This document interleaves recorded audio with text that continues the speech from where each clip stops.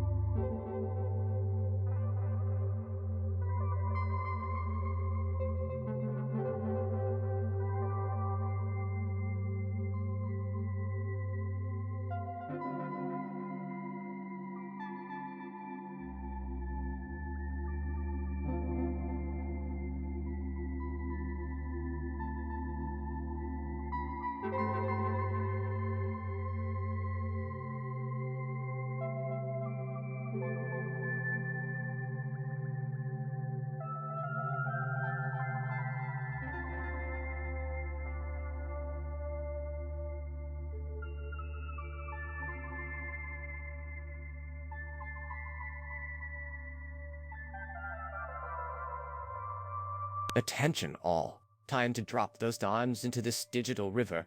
People.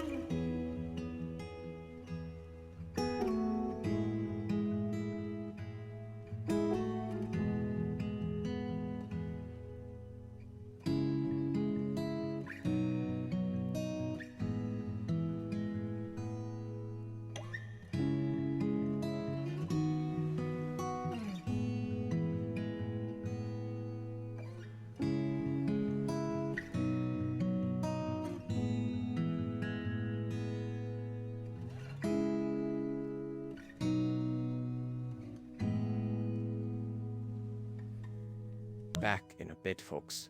Enjoy these awesome vintage tunes.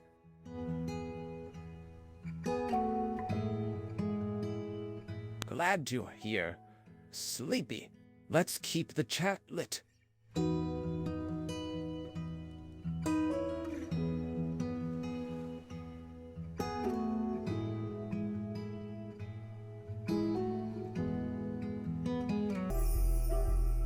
Hey there. A swarm of dead insects. Let's school. Welcome, Swarm, to the stream where pixels flicker and the chattel beat. Though you fluttered off, your presence remains. In whispers of wings and echoes of games.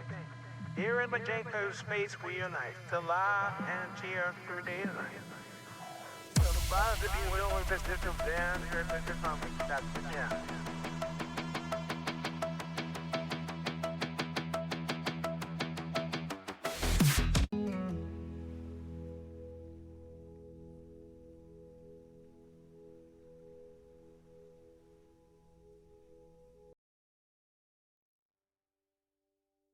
Yeah, it's just starting to get good, that tune of yours, Swarm. And then it cuts off. I have an interloper with me today. Snuggled up on the bed next to me. Let's see if I can get something going here. Add droid cam. Let's have a look. I'm on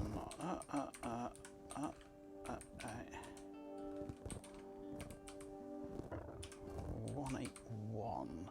Nothing typed in there.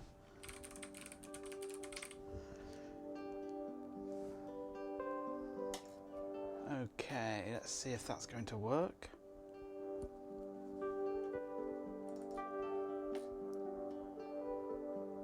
Activate. Hey. We have Pooch today. Sleepy Papa. Sleepy Papa. Say hello to your adoring fans. She's decided she needs to be with me today. Let's deactivate one not showing. Save my battery. There we go. Right. Hello, everybody, by the way. Every time I talk, she wakes up. As if I'm talking to her. Oh, this is going to be annoying. Yes, hello, Sleepy. Hello, Swarm. Hello, anybody else who's lurking. That's Nancy, that is. My brother's dog, not mine. Just looking after her for a week. So, yeah, she's with us tonight. And she's sleepy because it's hot. Right, well, all sorts of things to do today. Nothing exciting. I'm redesigning my indexing system on my deck documentation website. Because it's getting kind of huge. I mean, it's fine, it works, it's fast enough, it's just made up of hundreds and hundreds and hundreds of millions of database entries, which is not fun. So I'm sort of compressing it down into less rows, because I was storing every occurrence of every word in every document. And I'm compressing it down now so that it stores the number of occurrences of every word in every document. And currently I'm about, a quarter of the way through re-indexing everything and generating this new table. And it's currently up to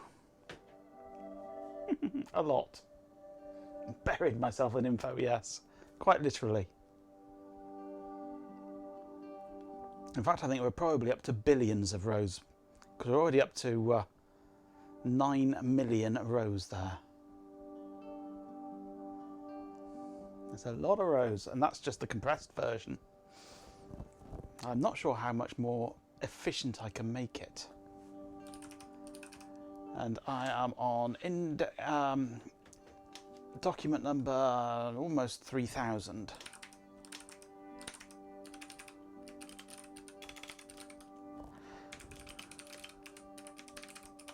Out of 7005. Oh. With 100 bits, a swarm of insects says. Today on stream. Oh no, I accidentally wrote a search engine cheer 100. Thank you very much for the bits.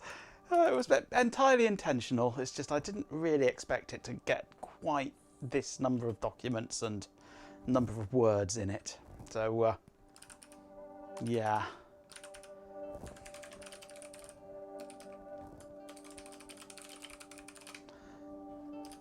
Oops, shame I can't type. Sikect.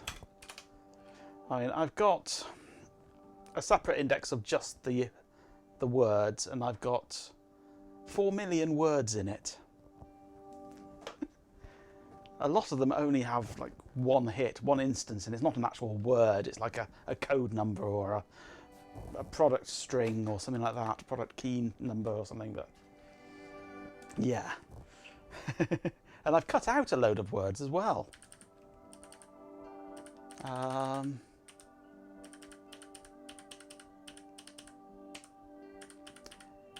are we? Select. No.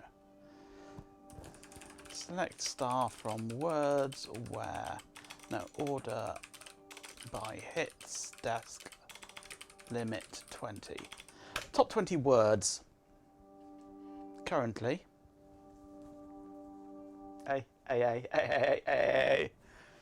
Are some individual numbers couple of individual letters, a lot of which have actually been misinterpreted by the OCR, like that S is probably a 5, that L is probably a 1. But system is the biggest actual word in the entire library at the moment, with 925,000 hits, almost 1 million hits of the word system. But I'm pruning out a load of these words once I've done this bit. I tried doing it on the original dataset, but it was just so slow. It would take about an hour to do it, just for one word. Princess Fuzzyfoot has subscribed and says, 19 months? Holy crap. Where were you yesterday, young man? I was suffering in pain yesterday. I've just had a molar extracted, Well, and my jaw was somewhat fragile yesterday. In fact, it's quite fragile today. It's beginning to ache a bit. But I might just take some painkillers just to try and offset. A bit of ibuprofen, nothing fancy. Strong ibuprofen though.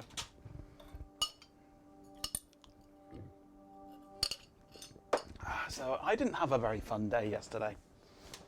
Not at all. I went in for a root canal filling and came out with one tooth less. Because, well, the dentist called it the tooth from hell, and he'd never seen one quite that, well, I can't really say bad, it wasn't bad. He'd never seen one quite that strange and twisted. And literally twisted. I mean, normally you've got, like, roots coming out of your tooth like that. No, not on mine. It was twisted round and meeting up with each other, and it's hard to do with your fingers because they go the wrong way. Let's try. Yeah, no, I can't do it. It was a horrible tooth, and he actually was clearing out the inside of it for the filling. He actually snapped off his drill inside it, and it was at that point that he decided, no, we can't do anything more with this tooth. It's going to have to come out. It did not want to come out. It was yanking on it. I can feel my jaw almost ripping off, and then the tooth explodes and goes flying across the room. And then you've got to chisel out individual bits of the tooth. Oh, it was fun. It was, no, I'm not going through that again. Not in a hurry. But it's done. The tooth is gone. And yeah.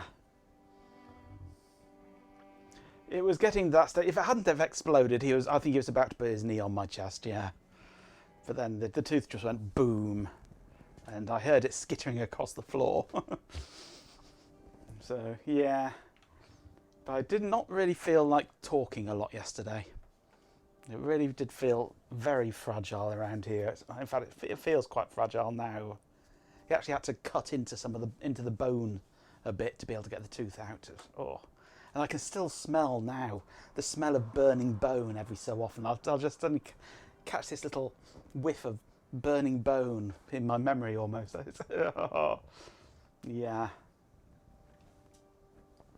But it seems to be healing quite happily. No problems with it. He did a very good job.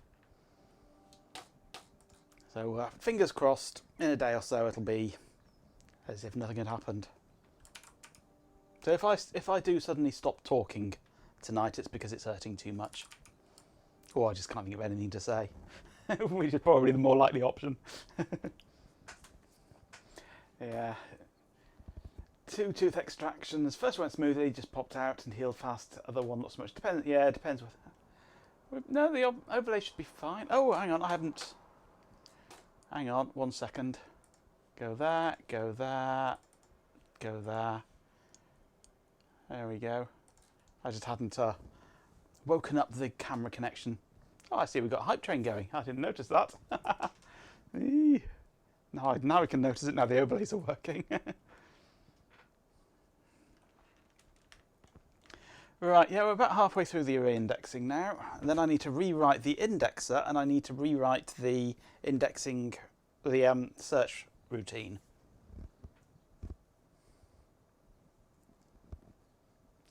Yeah, this is one of the, I suppose it's the next to back molar. You've got wisdom tooth, molar, and then the others. And it was that second molar was just, it was a horrible tooth With to get out. 50 bits, Princess Fuzzybut says. Tier 50 hype. Train is stopping at Ben's later on. Thank you for the bits, Cobb. Yes, we shall be hopefully going as long as Ben starting at about 9:30. I'm hoping that he shows up before then and says hello before we go and raid him. Oh, hype train's just run out. That's a shame.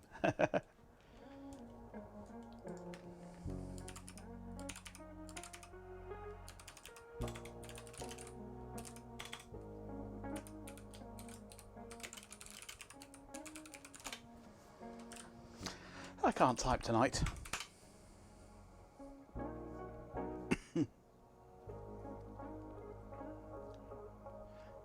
See how many rows we've got now. Oh, 11.9 million rows. My spider has been spidering phenomenally well. I've actually written this little status page. I've been adding things to not spider into the code as I've been going along, and I've now got, it's looked at about 250,000 pages. It's got another 100,000, well, 93,000 left of this one website, this one classiccomp.org website. I've been going through and I've blacklisted 71,000 sites. Well, some of that is automatic. If it can't find a site, or if it gets a 404 or anything like that from the site, it just automatically blacklists it. But I've also manually blacklisted a hell of a lot of sites, especially spam. There's a lot of spam in this mailing list archive. So they were easy to just bulk remove.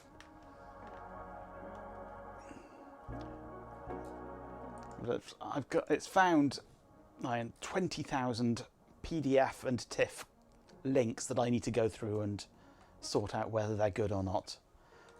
I've done 2,500 of them already.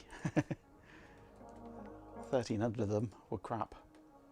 So yeah, it is getting there. There's a lot of work still to do on it, but I do want to actually rewrite the whole of the interface to it in Laravel and Vue. Give it a more modern interface.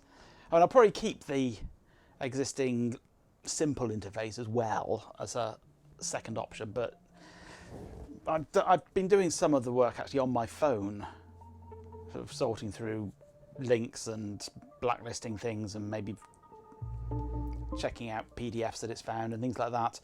And this interface on a phone isn't great. So I'd like to make a more modern interface as well. So, but that's like the stage 2 of this. I just want to get the whole thing working first.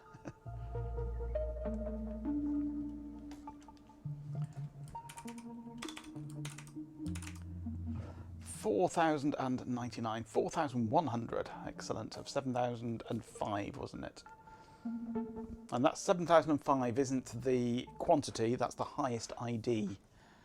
So these aren't necessarily sequentially counting up. There will be some missing, some that where I've deleted a revision, things like that. Some I've merged. I've got loads of tools in this now that I've written, because I can merge. If I get a document that has multiple revisions, I can merge those revisions into one PDF, which is fantastic for these TIFFs of schematics, where very often we'll get, like here, 12 of 32, 16 of 32, 20 of 32, etc. So those I'll put them all in, because they're just all one page each, so I'll put them all in the same document, but as a different revision within that document in the right order. And then at the touch of one button, it takes all the revisions and creates one PDF out of the whole lot. Then I delete all those extra revisions and it's just one document, which is nice. It saves me a lot of faffing around. So yeah, the site itself is coming on really quite well.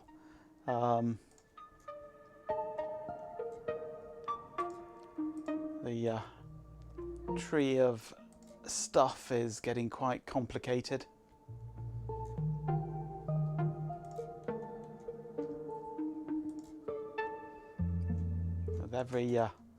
every possible thing you can think of.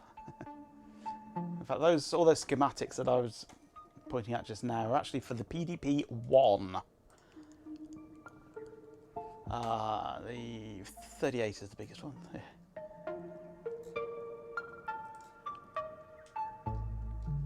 They're quite interesting. Oh, excuse me. There's almost a second one then as well.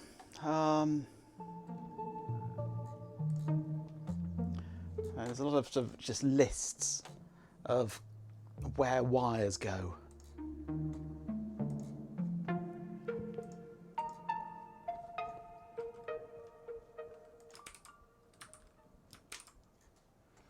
And a single sheet that is just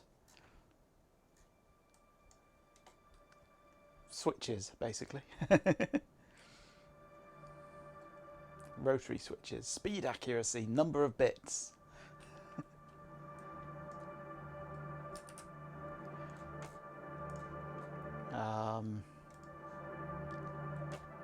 Let's have a look. What's a good one? In-out input mixer. Oh, look at this. Yes.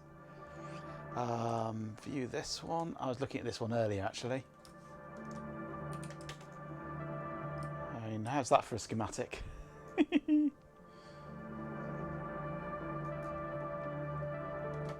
Each one of these has got a dotted line around each block of this.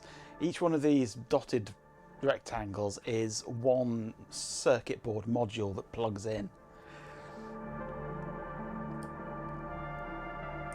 There's 1, 2, 3, 4, 5, 6, 7, 8, 9, 10, 11, 12, 13, 14, 15, 18 modules.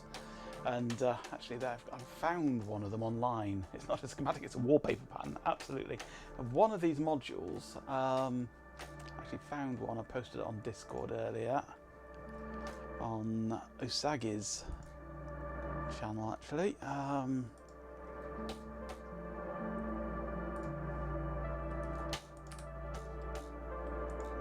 There it is. That's one of those modules. There's 18 of those just to make up that one schematic. And that is a capacitor diode inverter, apparently. No idea what it does or how it does it, but some bit of old 1960s electronics voodoo. Hey, G-Pen. With 100 bits, GP247 says, Cheer 1, 100, oh no, I'm late. Now you're going to have to start over from the beginning. Oh no, but we're over halfway through our re-indexing. I can't start from the beginning now. Let's talk. Time to dig deep into this week's sponsor content. I'm currently redesigning my search system for my fancy deck documentation website, which actually I think I just closed. There we go. Actually, that can go over there now. I don't need that here. Let's pop that over there. 4,800 of 7,000. So I had an index that was made up of, well, I haven't counted it, and I think it's probably up in the billions of rows, because I'm doing this re-indexing and compressing it, and I'm already up, well, last time I looked I was almost 12 million rows in the database. Appreciate the support. Guys, back at it now. Ready to dig into whatever tomorrow brings us. And it's not fast. It works. The indexing system worked well. It's just having that number of rows in a database is not exactly tenable. The searching worked. The searching wasn't too slow, but anytime I needed to modify the table in any way, it just was not possible. If I wanted to delete a word from the database that I was no longer indexing because it was pointless, it would literally take half an hour to delete it from the database. So yeah, it was just not really an option.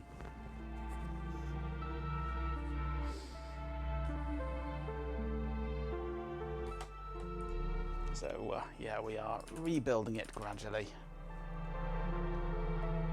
And this re-indexing, all it is this simple little script where for each revision, Seems like we're witnessing an interesting dance between technology and inserting into my new index VS, that chaotic tooth just the conversation. the revision ID number, the word ID number, and the number of times that word appears in my existing index. So I've done this in a loop. I could have done it just as one single statement in SQL. Hey, Carrot House.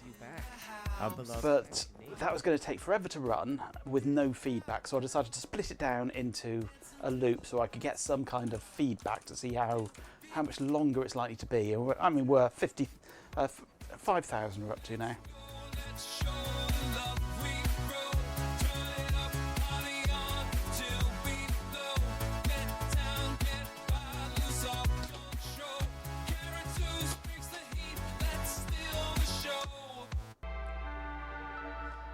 And let me just go.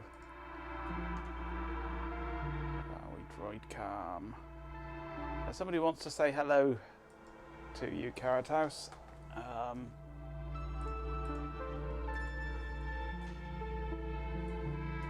Somebody wants to say hello. Say hello. A hot pupper in this heat. Say hello to Carrot House, will you? Come on, say hello to Carrot House.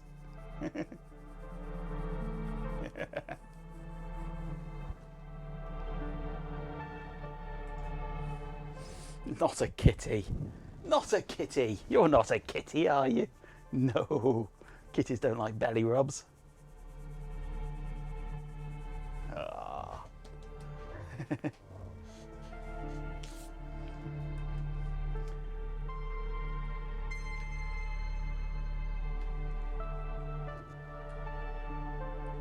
RS-232 connectors. Oh, don't get me started.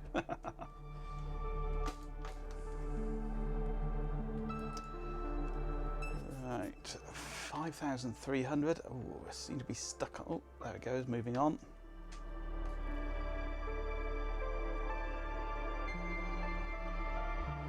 Still being alive is a good state to be in.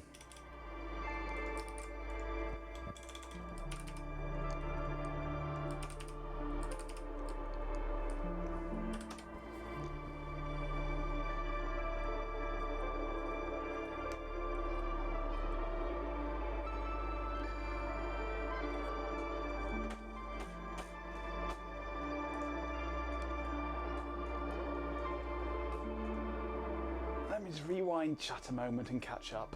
Do I know anything about RS-232 over HD15? No. Got your universal remote and wanted to control a retro Tink over RS-232. Dock for the remote has 3.5mm input for a cable. The Tink has HD15. I've never come across HD15. So that's on the retro Tink.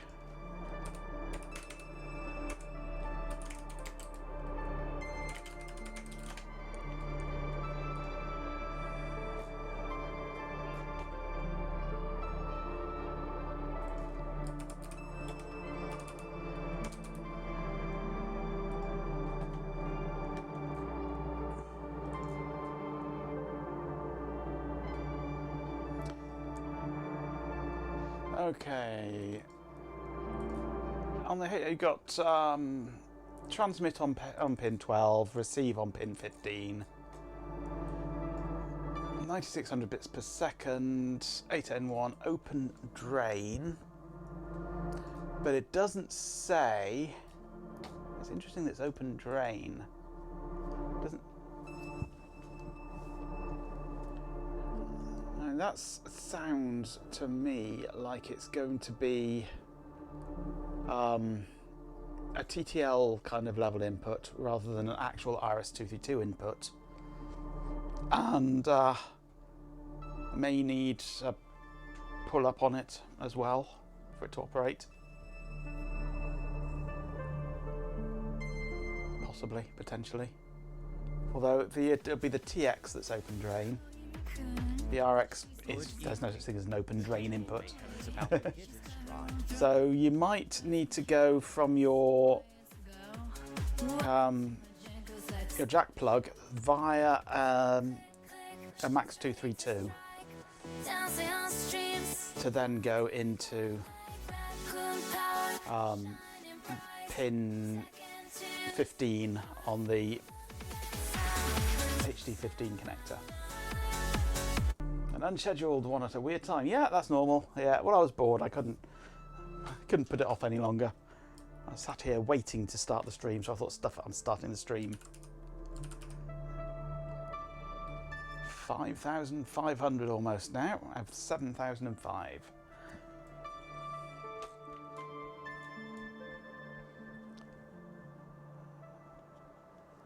I mean, if your remote is outputting actual RS-232, then it's probably inverted from what the I should say support serial commands over USB main power and UART via the TX and RX pins. This currently supports remote control commands as well, but it doesn't say what, it just says serial commands and UART, which to me says that it's TTL or CMOS input. So yes, you will need, if you are actually outputting RS-232, then you will need to invert it and limit it to the right voltages. So a Max 232 is the easy option for that. Absolutely, Chloe, yes. Well, I didn't stream yesterday, so I have to make up for it today. Otherwise, Caratas will jump down my throat saying, "Why haven't you been streaming?" Because he's such a slave driver. Except on the days when he's a slave. Welcome. Let's break some vintage technology rules. Chloe Raccoon has subscribed and says, Well, that's something to hear. Thank you for the sub. Or resub, rather. Good old Prime. interesting. Always alerts twice. Let's continue with the stream.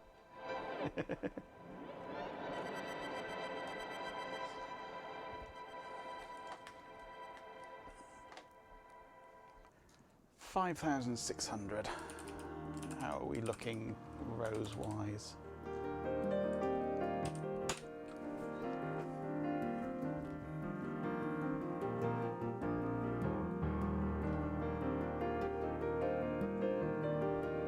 Are you begging for more points off Chloe there, Cobb? Authorization for card 47 Alpha Tango. 17 million rows I've created so far. This lipstick makes my casing rust.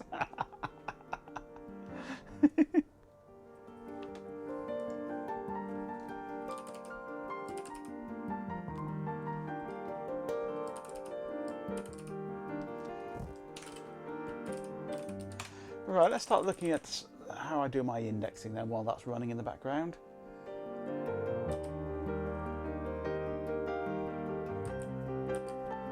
Right, so I have an array which is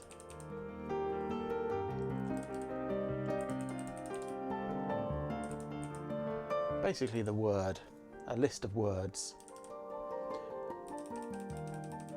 But I've also got hits word plus plus. This is only ever for one revision. I only run it once for one revision and then exit. So I could take I can not bother with Q.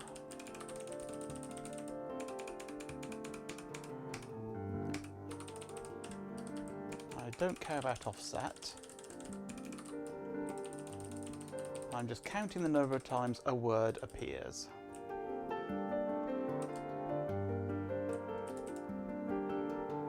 This is the master index of words.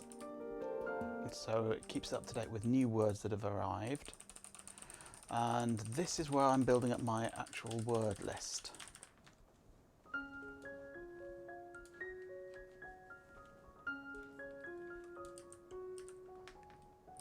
So it's looking for the word. The word should exist regardless. I've never seen this message in my life. So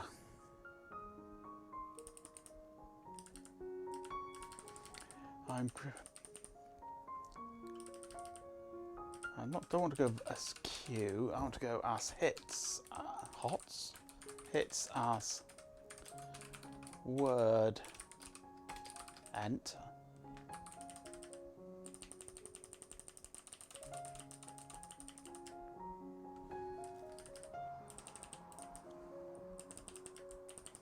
Right, so here I'm basically looking for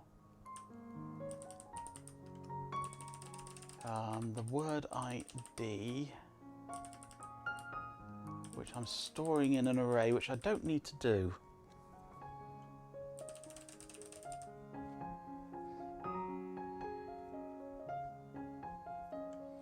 System is the word, yes, not bird. So I don't, because I'm only doing this once for each word rather than multiple times. So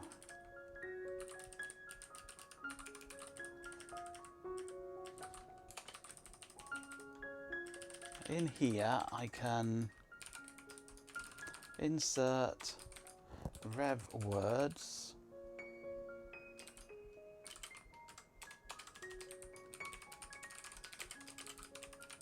The revision ID, the ID of the word,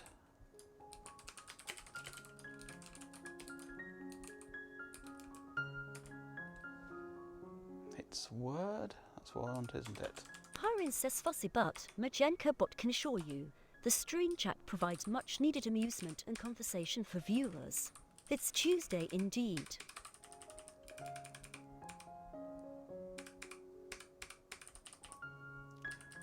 Okay, then that's the counter. So let me just check this. For each word, I'm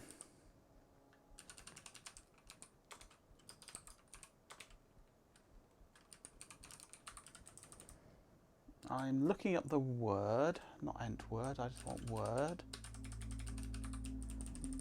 Looking at the word in the master word list.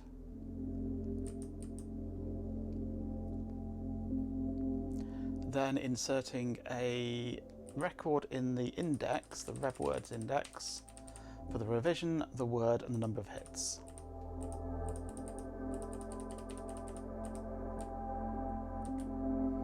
That should be all I need. The boss only got the day right because it happens to be Tuesday. He lives in Tuesday. He lives in Tuesday land. That might work. How's our re-indexing going? 5.9, getting that.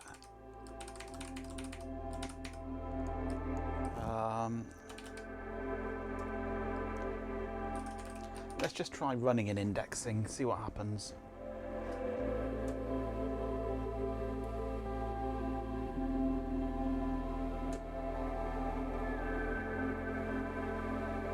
Crunch.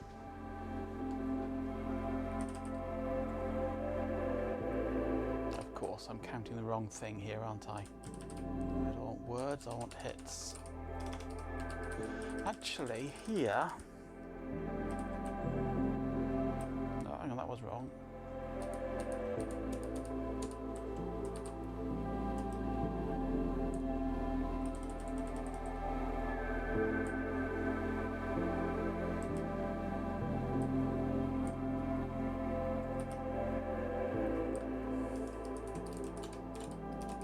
It was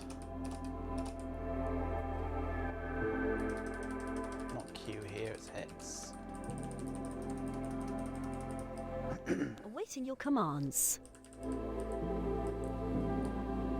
No, I'm doing a fancy on duplicate key thing here. I was thinking I could update the master list word and then update the index word in the same paths. I mean, I could do.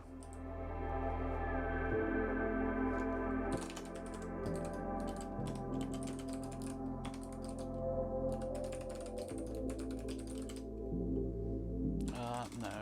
Query. Select.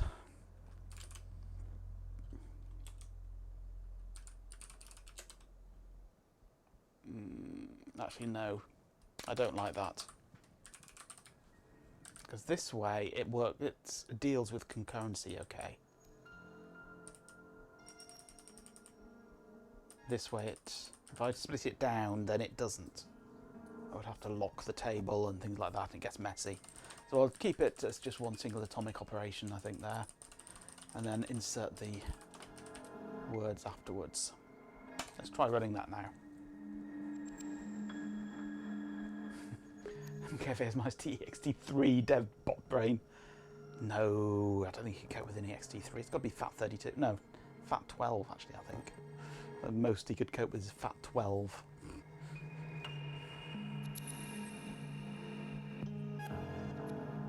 Hey Matt. I didn't see you sneaking in under the door frame there.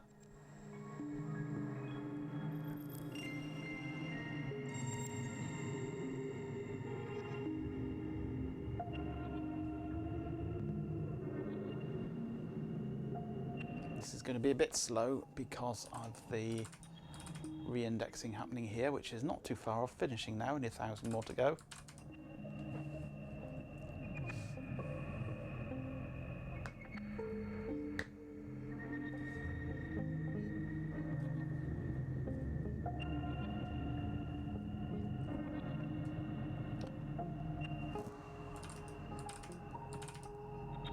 .6091 of 7005.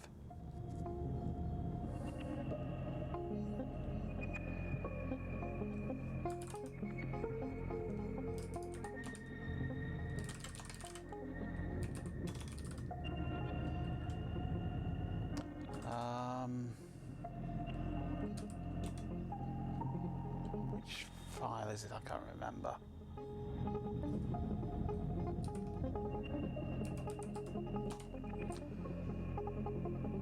It's advanced search, isn't it?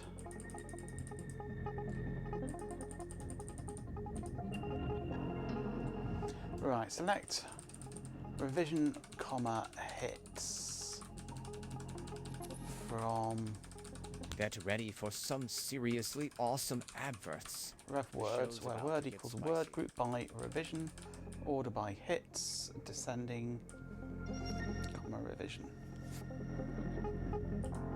That should be the only change I need.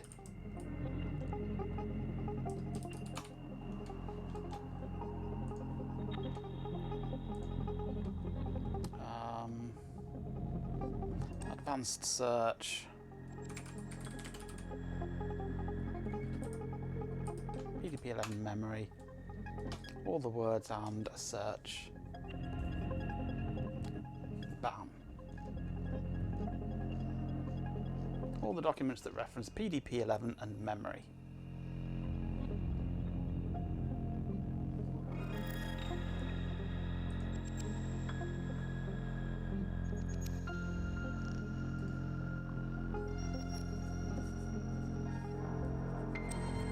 Thanks, everyone.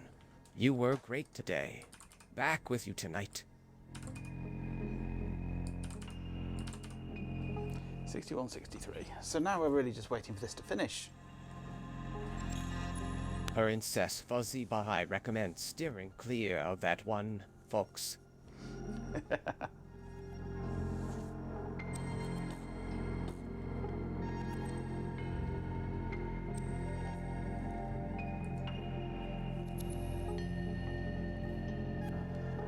The problem with searching for something like PDP-11 is that almost every document will contain the phrase PDP-11 because the second page of every document has a list of all their copyright and trademarks, including things like PDP-11. Bot is boring. Aww.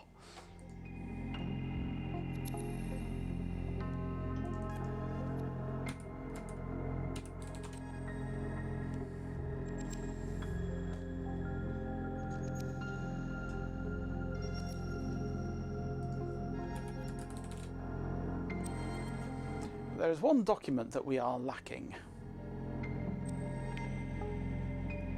which is the MCV11.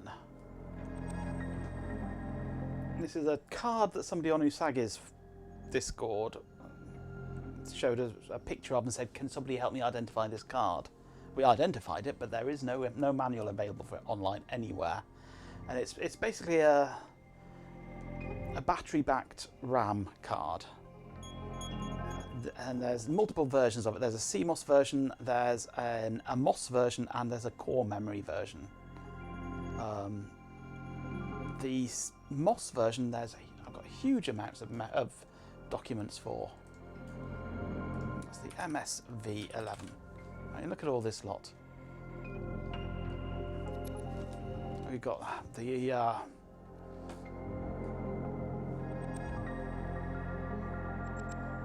where is it?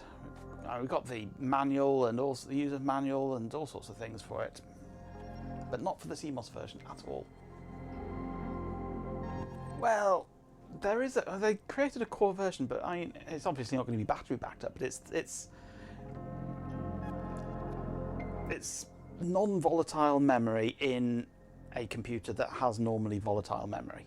So you could either have a battery backed up CMOS, battery backed up MOS, or non-battery backed up core. So it does the same job as battery backed up memory. Running to Tim's for terrible food and so-so coffee. I don't know Tim's. Sounds like a really good thing that I don't know Tim's. But there is no manual for the CMOS version at all. But I did find it on eBay, and I bought it. It's on its way to me now from America. So we'll have a scanning job coming up soon to get this manual onto the website. Oh, Tim Hortons. Oh, now you've given his surname, I know which Tim you mean. Thing is, we've got the conductor at one of my choirs is called Tim, so yeah, I can imagine you go to his house for questionable coffee.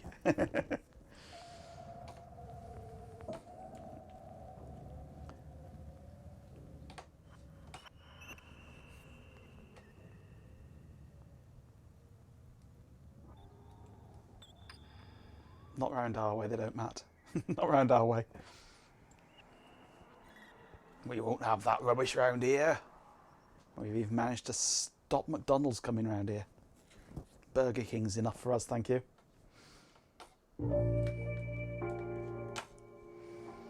Six 2 6 6 6 7 6 8.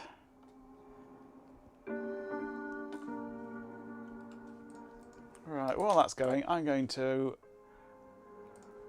do another one of my TIFF files. This is a 1 of 1, this is an easy one. Warrington here.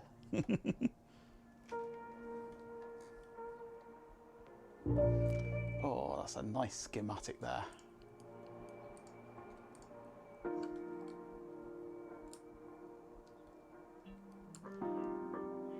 More of these individual modules. Oh, Pooch is up. I think, no, Pooch is just flopping on the floor. Pooch has gone to sleep on the floor instead. It's a bit cooler on the floor because it's laminate flooring. Right, so this is the BSD 1C 496. It's a BS one, this one. It's already got the D1C496 from the file name, but not the BS. So we shall add that. This is the accumulator control, PDP-1C49ADX10.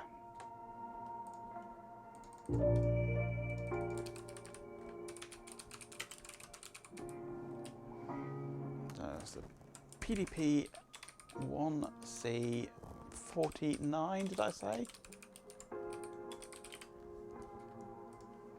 Yeah, 1C49.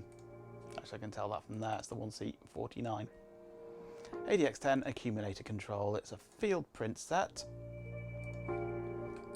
And it is 564. So 1964, May. There's the 1C49, done. That's another document. Papa, where? Did you miss the papa? Oh, how can you miss the papa? Papa's on the floor down here at the moment.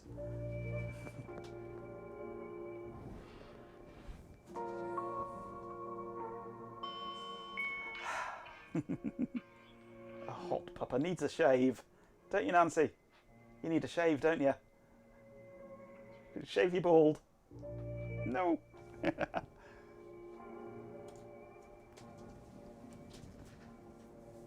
Obligatory big stretch. Yeah,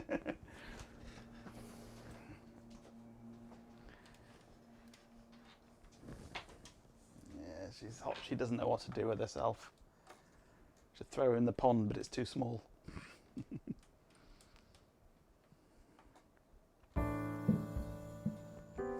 Hey, we've nearly finished re-indexing.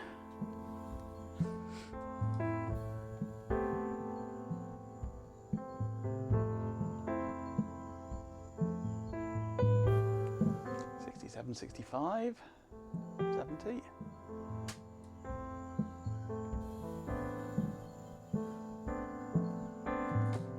Okay, spidered PDFs. Next one. Convert the PDF to a TIFF to a PDF.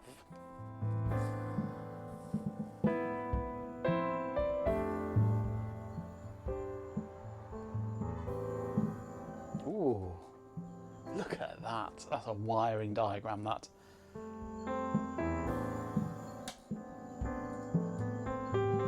Backplane wiring diagram. PDP-1 for IAMAFF, IBPCFF, ICAC control.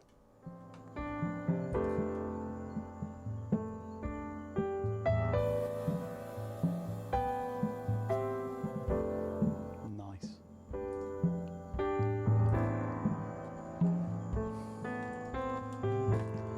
So, oh, this was a WD for wiring diagram. So we'll prefix this WD on there. And what was it? That's 1A, 1B and 1C. 1A, MA, FF.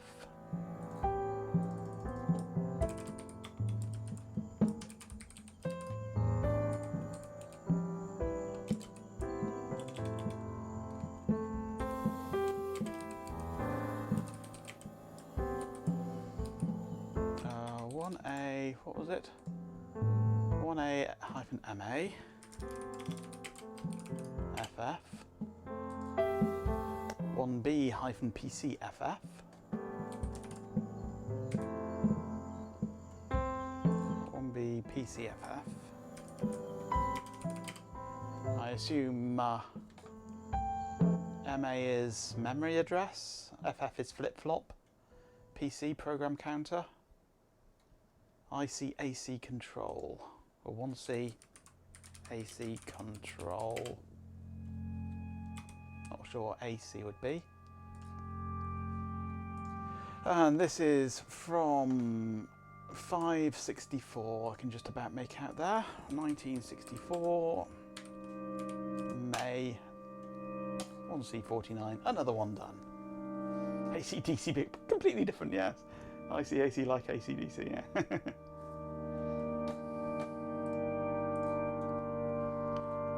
So these are gradually building up. Oh, the re-indexing is done. Excellent. Now that is finished, let's cripple my database. Just count how many words we've got in our list now.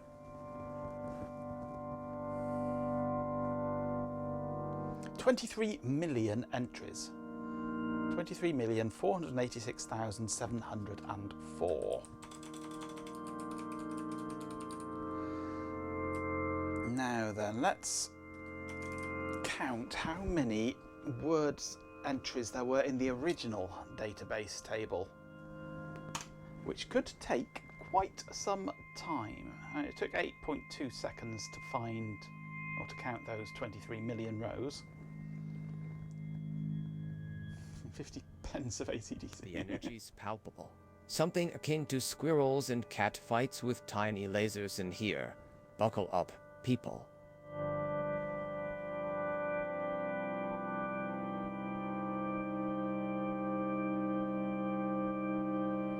This could take a while.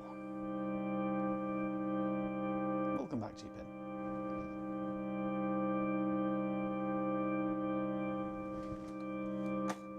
Whilst that's thinking, let's deal with another tiff.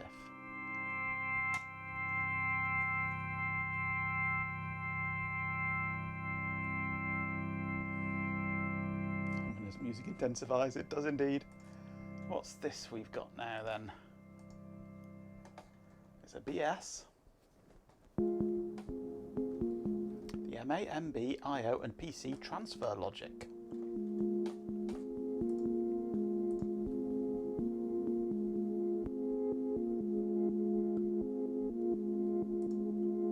BSD, IC, 1C, BSD, 1C, 49, page, item 10.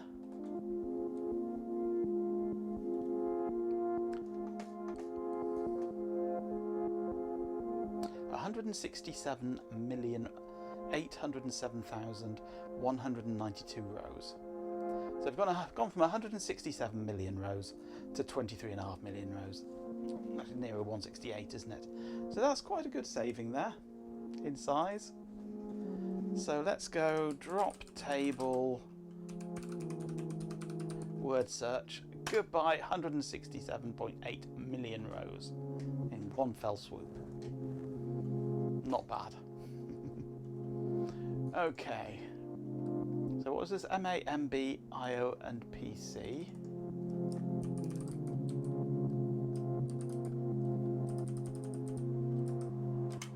MA, MB, IO and PC. Transfer logic.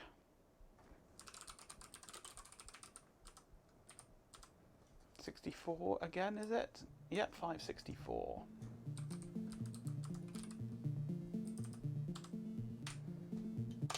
Done. Put in the right category. There we go. That's another one from the PDP 1C49 done.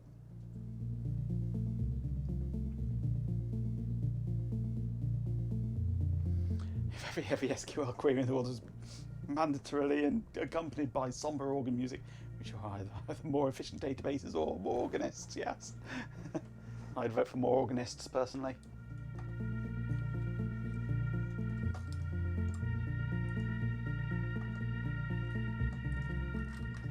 Right, I can start processes off again now that all this heavy database work is done.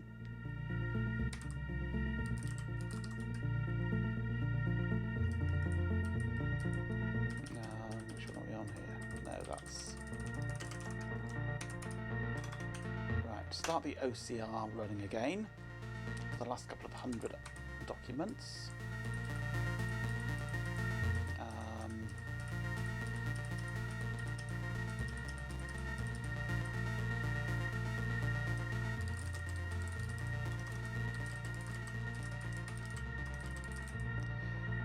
Start the indexing running. The mad ex-chief of police playing the organ as he's wiped out in the Pink Panther, yeah.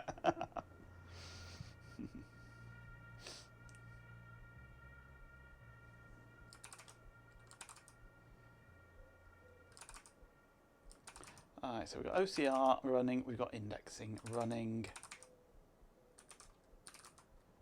We've got Spider running. Except it's not, of course. Now it is. Dreyfus, you think it was called? Could have been. I can't remember. It's been so long since I've seen that film. So long.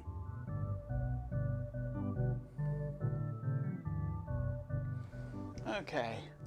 Well, that's saved a bit of space in my database now. And made things hopefully a little bit quicker.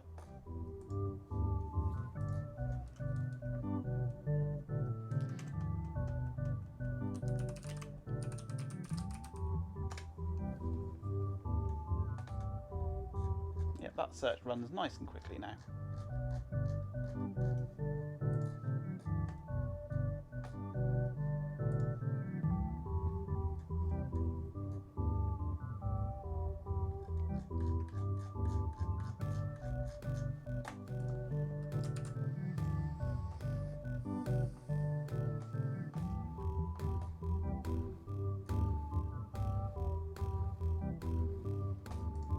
Right, what I would like to do next then is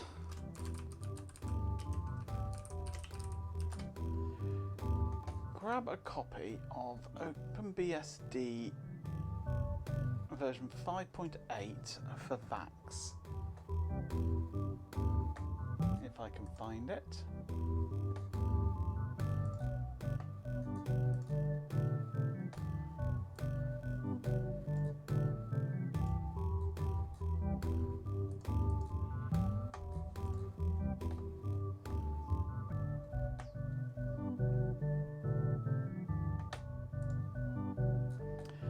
Right, because I would like to try and see if I can get OpenBSD booting on my VaxStation 2000 and identifying my SCSI hard drives. Whether it will or not, I have no idea. It's supposed to support the SCSI interface, but whether it supports it with hard drives or not, I do not know.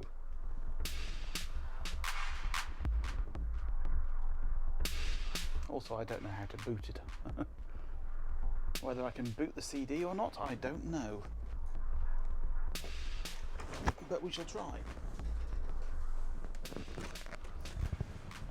What have I done with my little stack of CDs? There it is.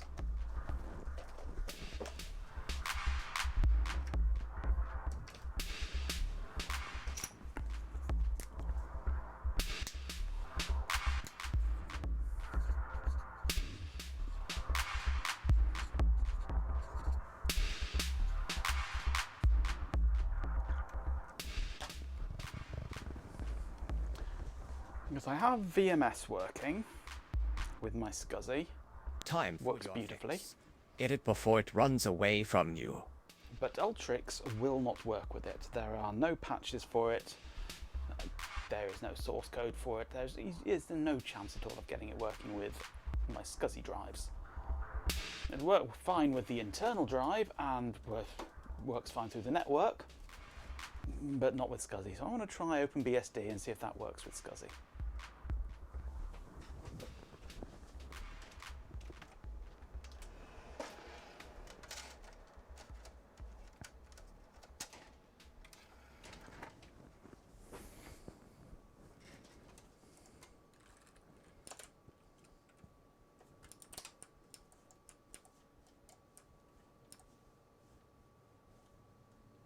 This is doing silly things. There we go. Right, so wodim -v install 58. Let's see what this gives us. Right. Let's crack into a bit of Tuesday technology fun. Thanks again, everyone, for joining. Do you want to go out, do you? Are you wanting to go and speak to somebody else for a bit? Go on. Pooch gone.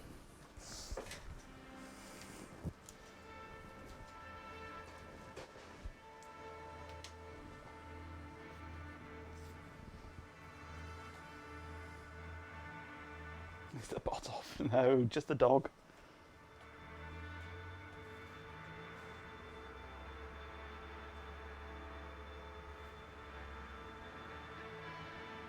The bot's always off, that's what the funny smell is.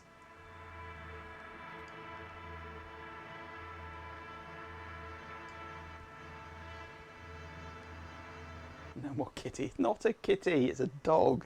It's an uffer.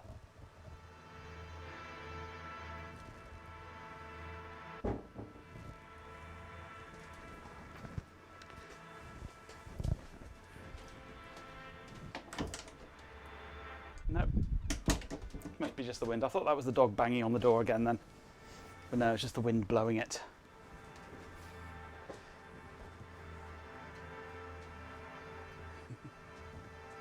Oh no.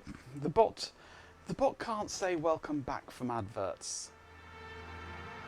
I tell him that adverts are finished and he thinks the stream's over. He's a bit thick like that. I need to tweak his instructions a bit.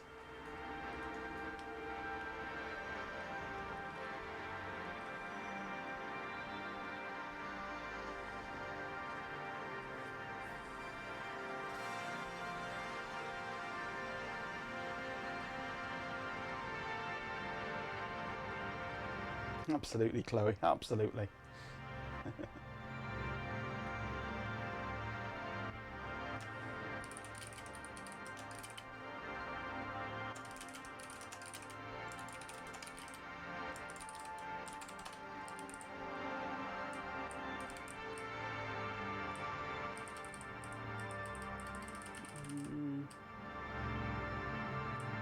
No, I haven't got it in here, have I? Or is it in...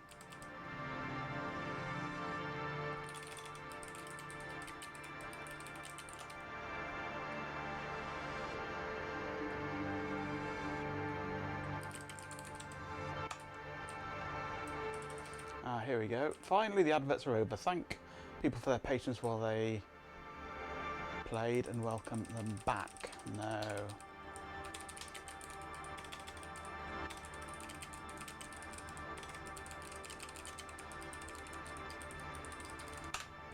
There we go.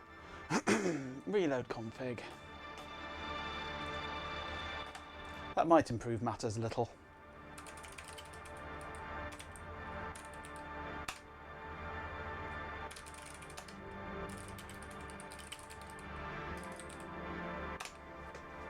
Right.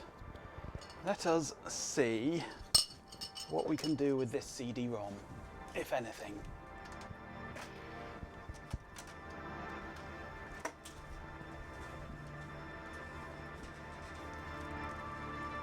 I have my vac station in front of me. Heavy bastard that it is. Power it up. Put in the CD-ROM.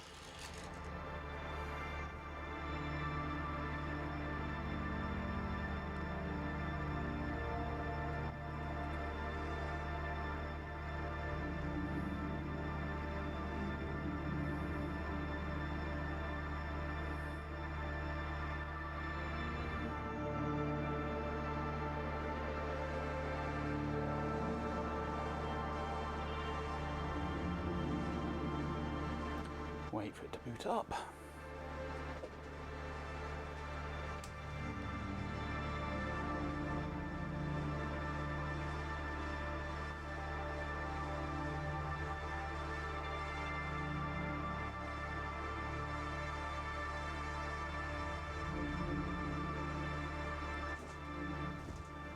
That was the dog scraping at the door.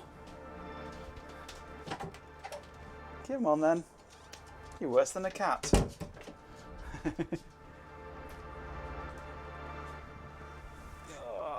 you coming back up on here then?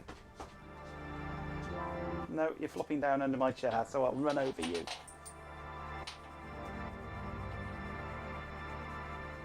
Woof. Watch where your tail is. Watch where your tail is. There we go. I'm going to run you over. Okay.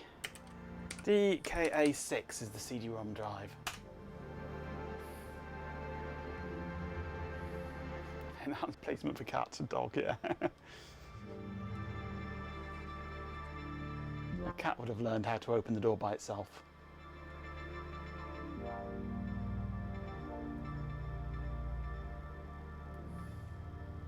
Well, the light's flashing on the CD drive anyway.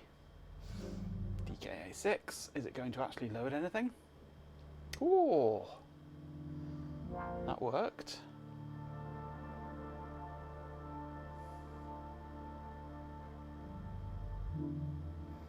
Okay, it doesn't know what it's doing there.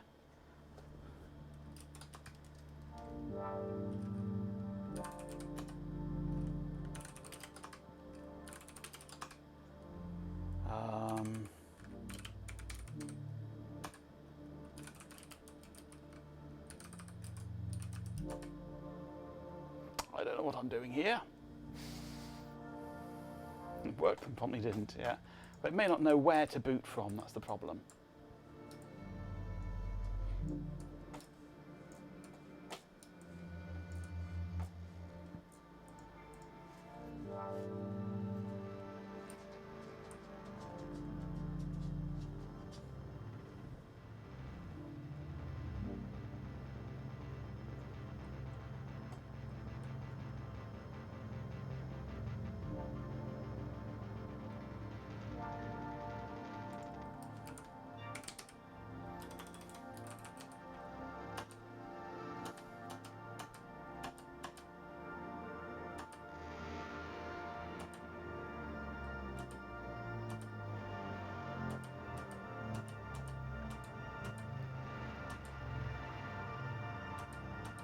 Most of this is about booting off the network, which I don't really want to do.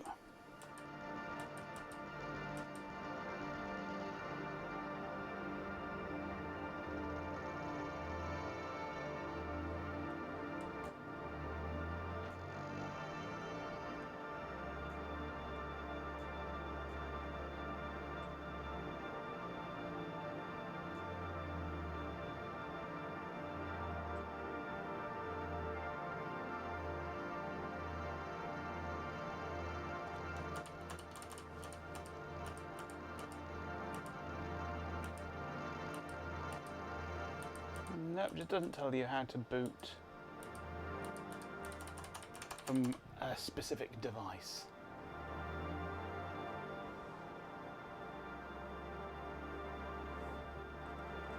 It's not the BSD. It's the fact that it doesn't know where to boot from, I think.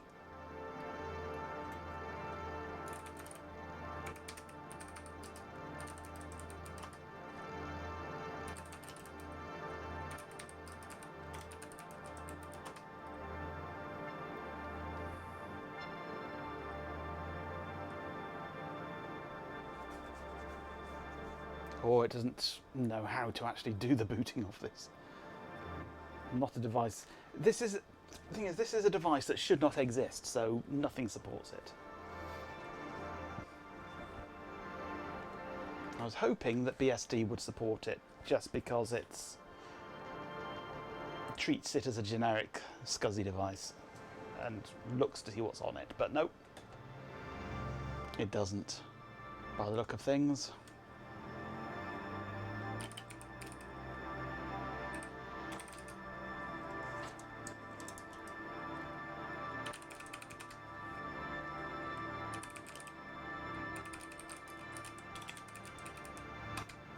It doesn't like that either, so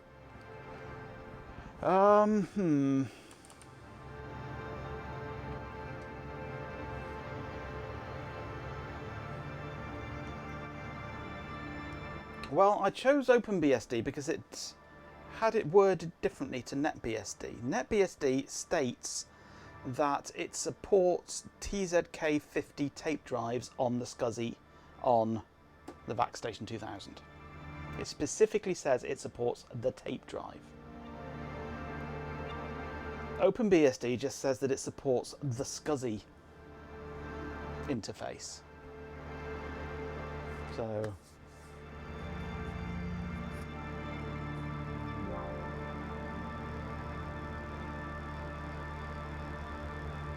floor filing partitions, yeah. FFS.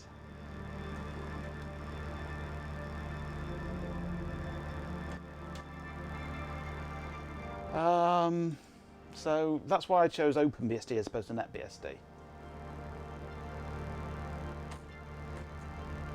We can try NetBSD, though I don't hold out much hope for it.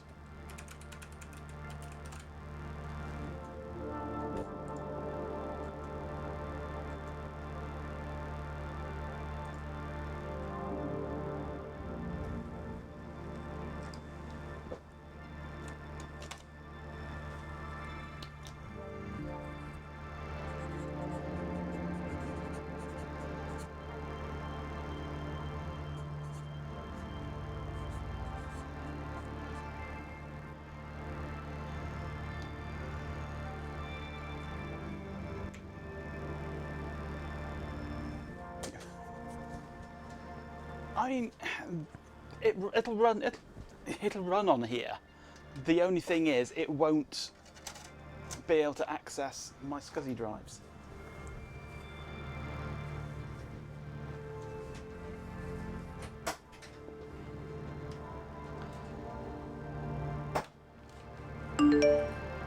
You will not be deactivated.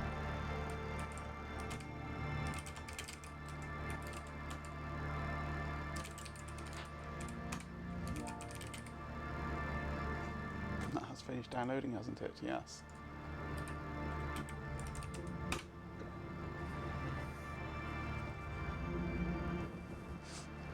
So, I mean, I could run either of these off the internal hard drive, well, it's now an external hard drive, off the RD54, which currently has Ultrix on it, but I do have Ultrix on the network, which is a more capable installation. Well, I say capable, it's a more rounded installation, it's got more stuff installed on it, because it's got more room. So, I might stick either Open or NetBSD, probably NetBSD because the newer version, on the external hard drive here. The problem is going to be booting it, because if it doesn't access the CD-ROM drive, which is on SCSI, then I'm going to have to work out how to install it through the network, which is not fun. SharePoint scam emails coming from a .au compromised company pointing to a US university's compromised SharePoint. Isn't globalization fun? Hell yes.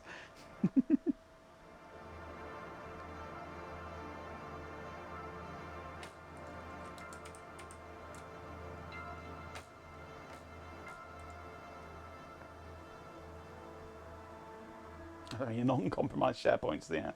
The ones that you set up. Ah, but of course.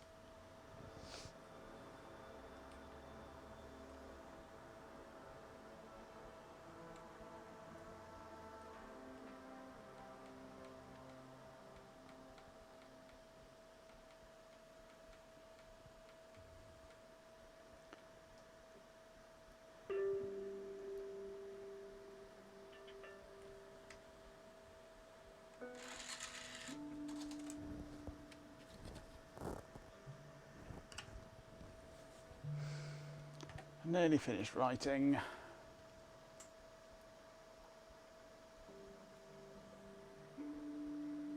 Fixating the bot to a wall with a nail gun.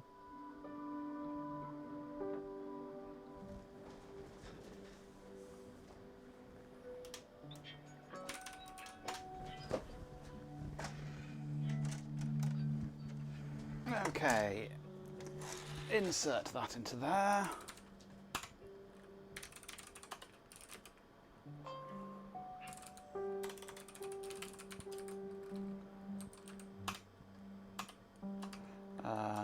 Sand break.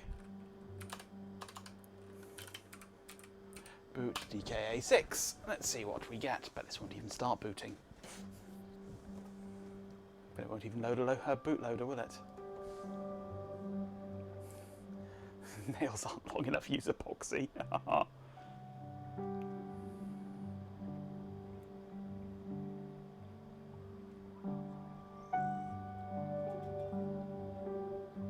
Trying to boot. And it'll probably say stuff off. Yep. Does not like. So no. Neither of those will work.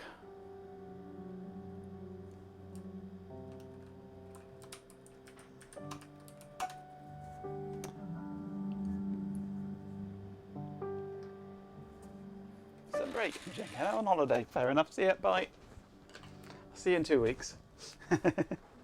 Malaga, here I come.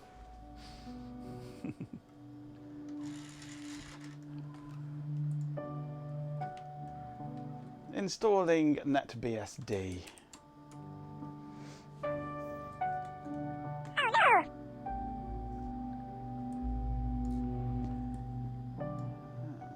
DUA, MUA, DKB,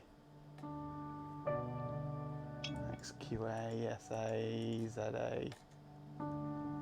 So I have DUAs, ESA available. DKB should be, well, DKA should be there. DKA 6, but no.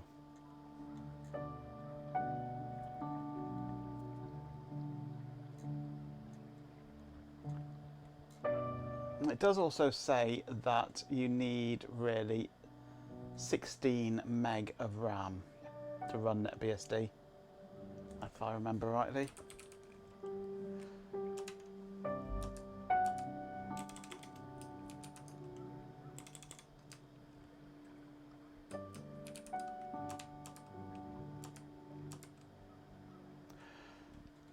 Oh no, minimal configuration requires 2 meg of RAM, that's okay. And roughly 130 megabytes of disk space. Really requires 6 meg of RAM. I have 6 meg of RAM. 130 disk space, that's the problem. The RD54.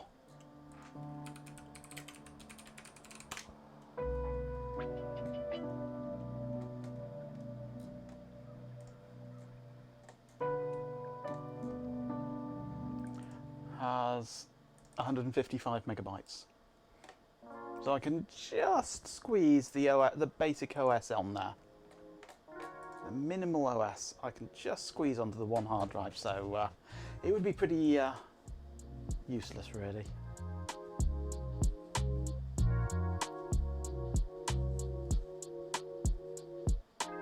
Don't drink and boot BSD, absolutely, yeah.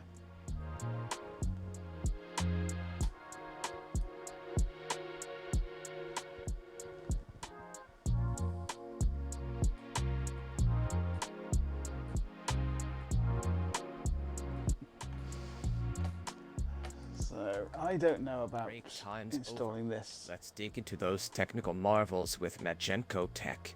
Insert an audio cue or transition for advertisement, followed by tutorial. There's the audio cue then. Yep, thank you for that, Cobb.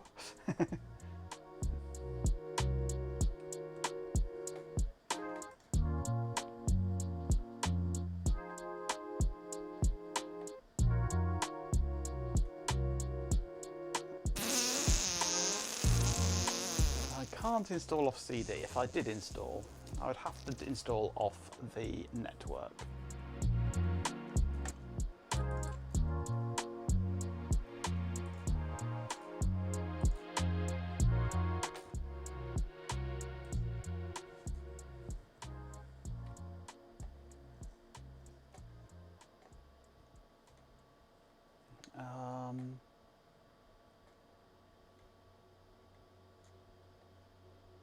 Much obliged for watching. Enjoyed hanging with you.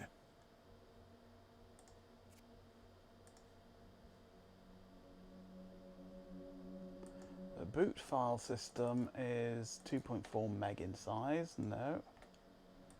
Mini root is 3.2 meg.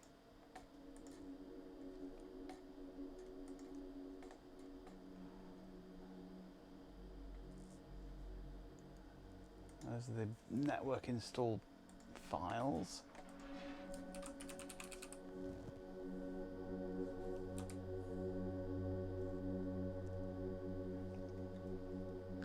Booting from NFS server.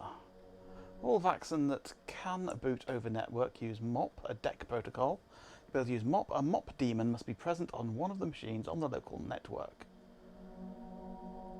The boot principle is the VAX broadcasts a request to load an image, a MOPD answers and sends the boot program to the VAX. The boot program does RARP boot P requests, mounts the root file system and loads the kernel. The kernel is loaded and starts executing. The I Love Nebt vibes are palpable tonight.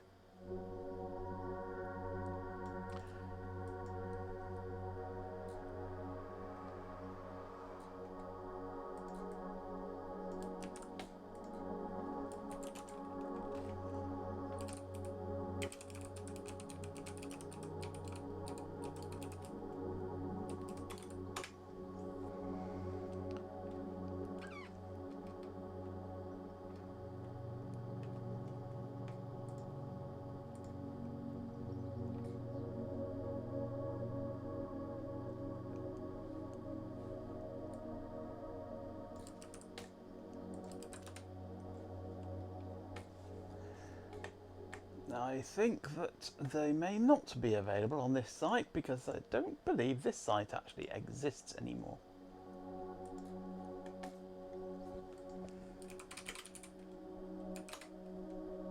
Nothing in Yay. So,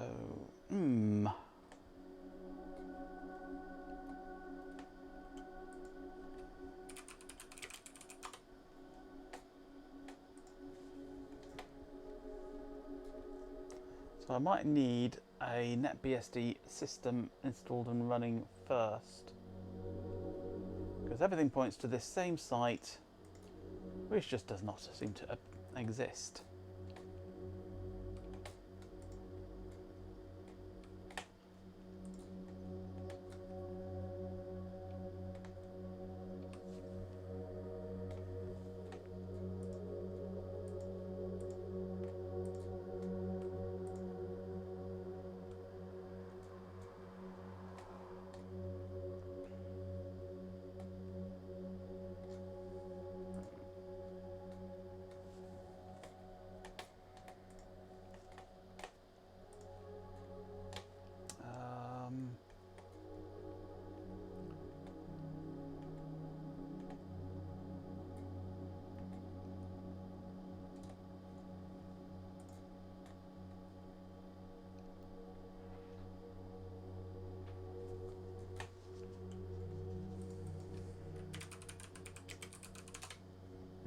Mop.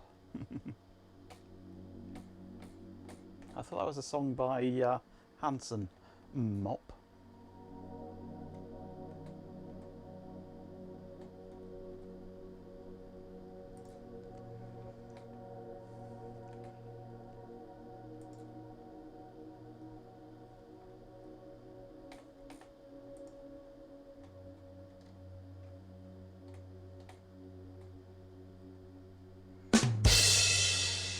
Thank you.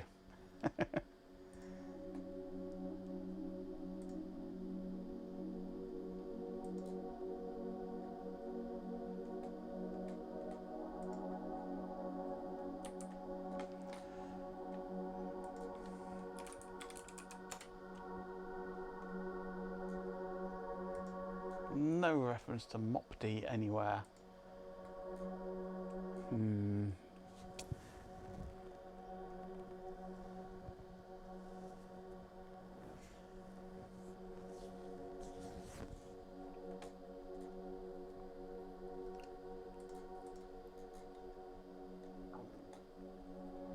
Let's see just about setting up an x86 IA60, no, that's AMD 64 I was looking for, wasn't I? AMD 64. Installation, CD-ROM.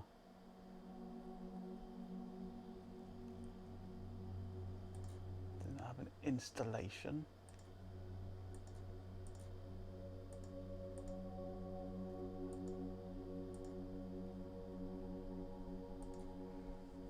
Let's boot ISO. Let's build a VM with NetBSD on it, shall we? And then see if I can install Mopd on that.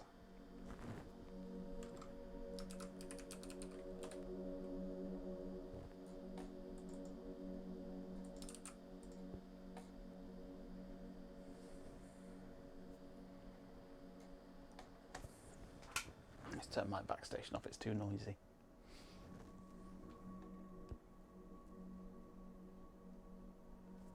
Is it going to connect? Thank you. Okay, new.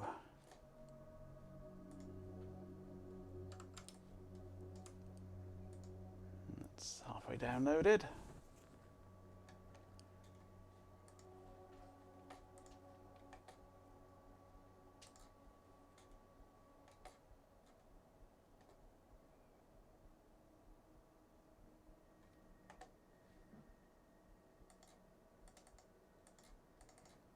Can't browse local in here, can I? I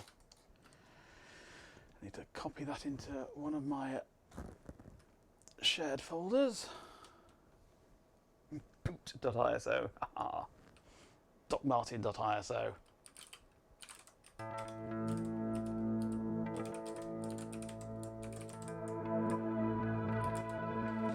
I'll cheat and stick it in Linux for now.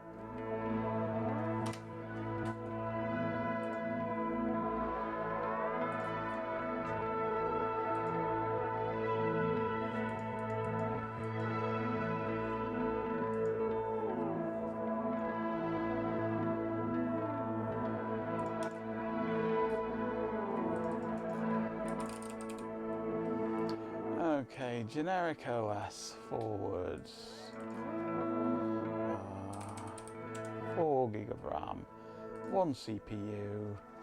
We'll just create a 20 gig hard drive for the moment. NetBSD.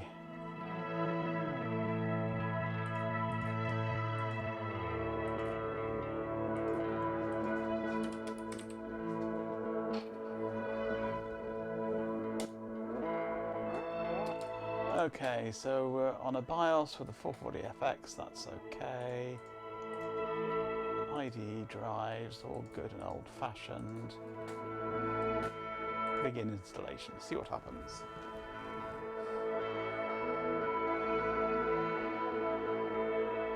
An A600 with only 2 yellowed keys?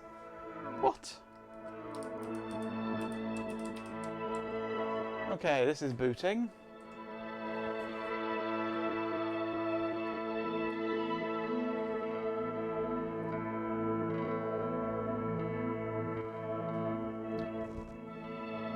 Yes, I may have to disappear off and do the same thing soon, Swarm.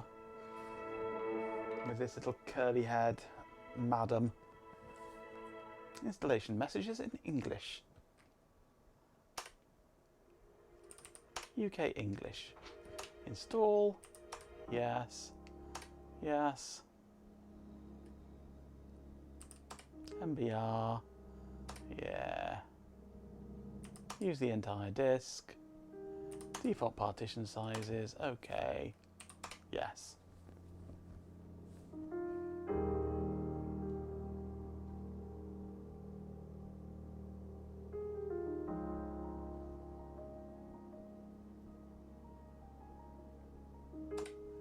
BIOS console. Minimal installation.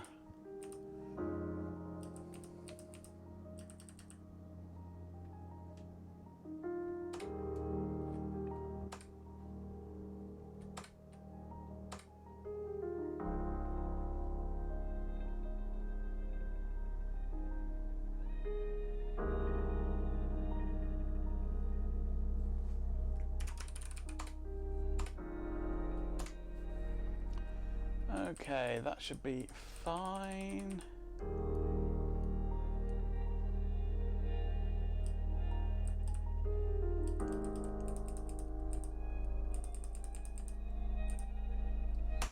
Get distribution. Off we go.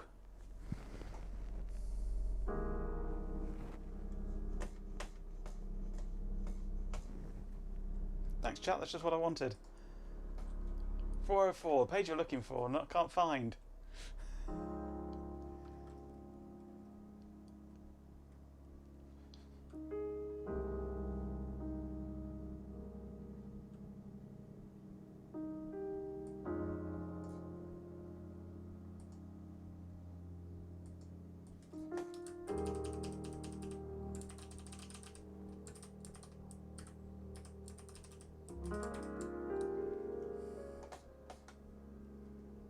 https github.com/dreamlayer/netbsd mopdiff, or is it just mopd?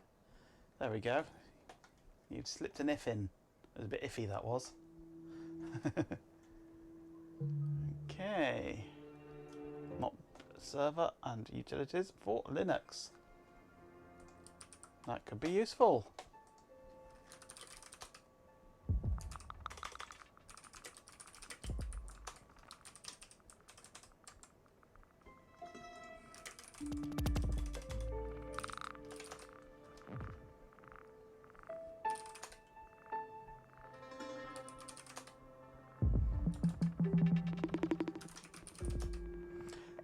get it working under Linux.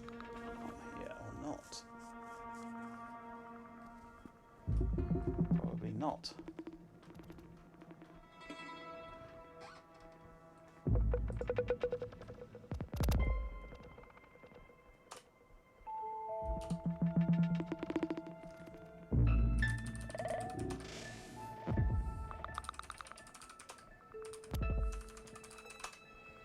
You will take my password.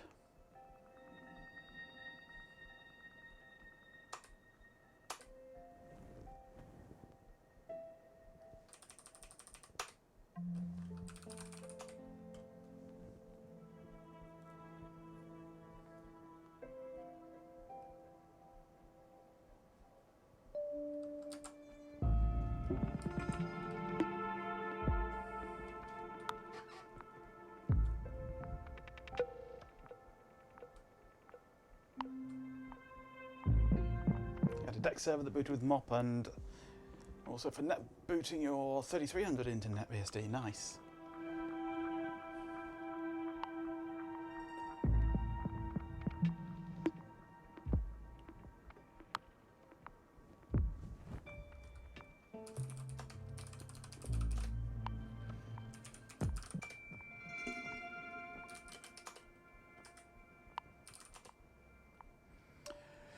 Right, so how do you do ports equivalent on NetBSD? It's package source or something, isn't it? It's been a long time since I've used BSD, NetBSD rather.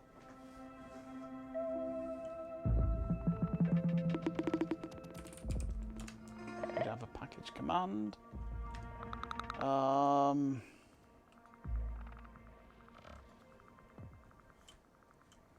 I can't remember how to use NetBSD, it's been far too long.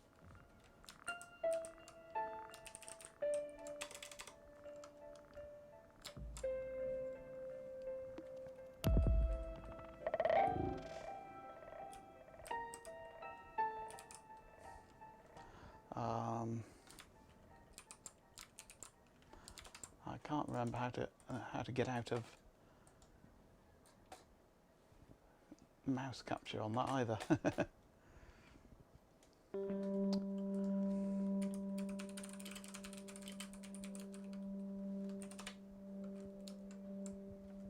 Package source guide.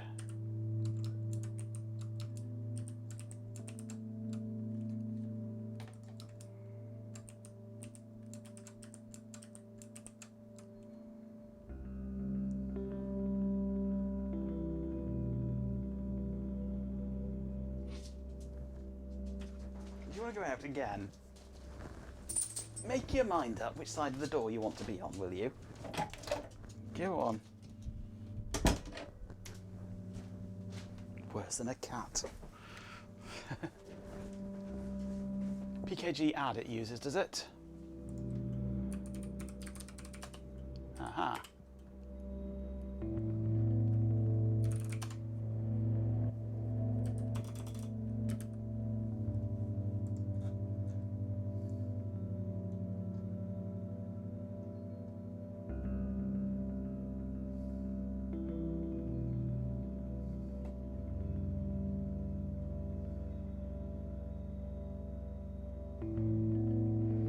This is all about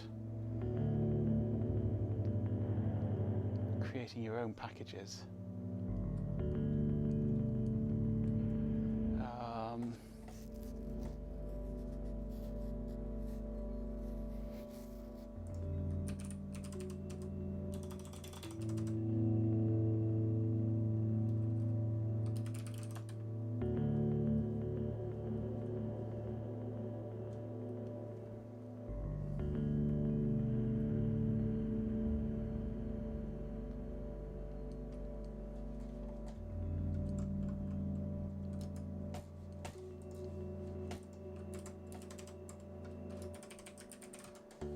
Where's my mouse? Oh, there it is.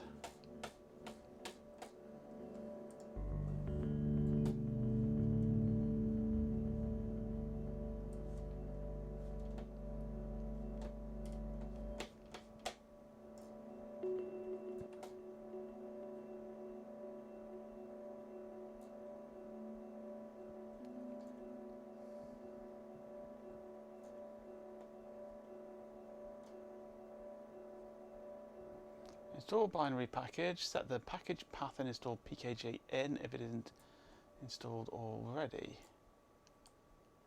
Okay. They don't make this easy for you, do they? pkg path equals https://cdn netbsd.org pub pkgsrc packages netbsd uname -p / uname -r pipe cut -f 12 -d dot /all /quote.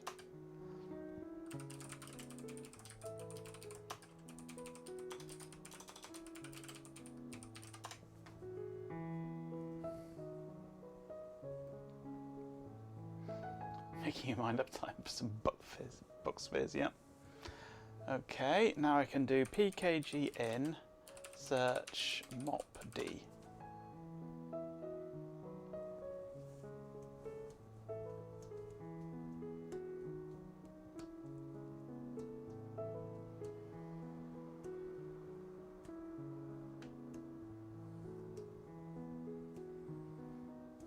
No server results found for mopd. Right.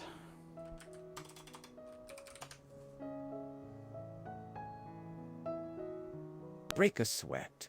Let's make this stream even more electric. Get in there. Insert relevant music. Please tip our mod team. Don't forget, it's a new era for us. Let's install Support the Git. Retro Recall.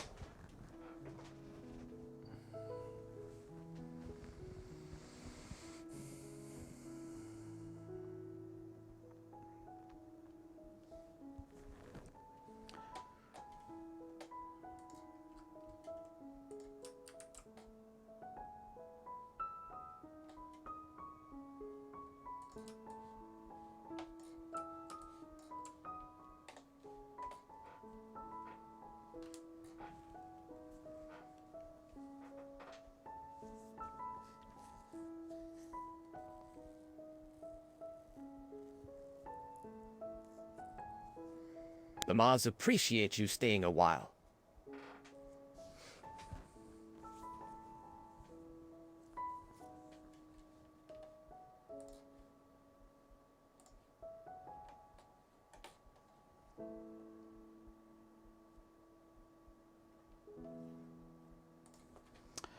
Okay.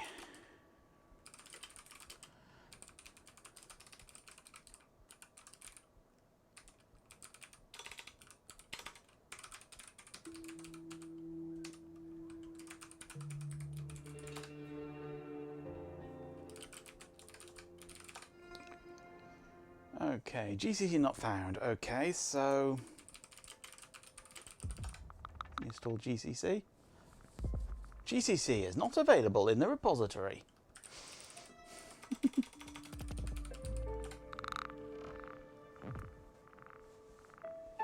Mods? No.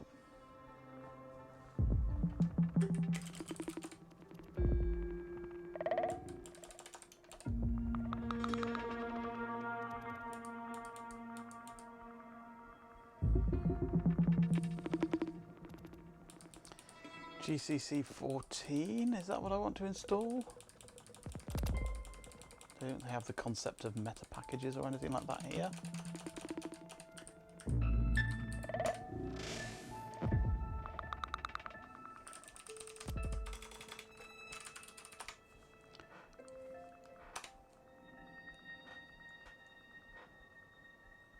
No mop comping in your backups, that's a shame. I'm sure we can work it out without reading your backups.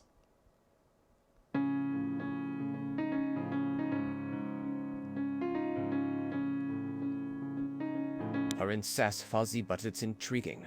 Clear's throat. Some serious groovy vibes happening over here. Let me know when it switches to disco and then tell us that's a total bop. Or whatever, though. It always is the real test.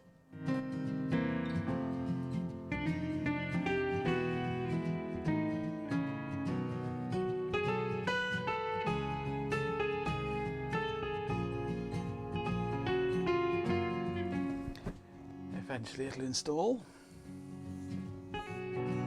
Running on the same server that all the OCR work is happening on, so it's a bit slow at the moment. GCC not found.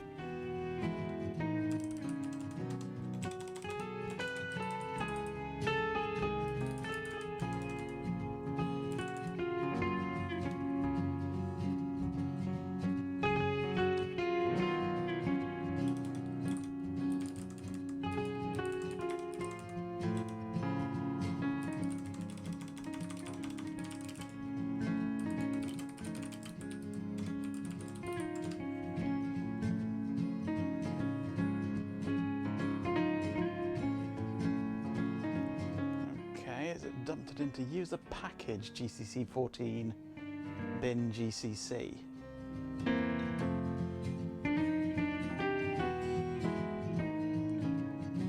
I need to add disco as a music type.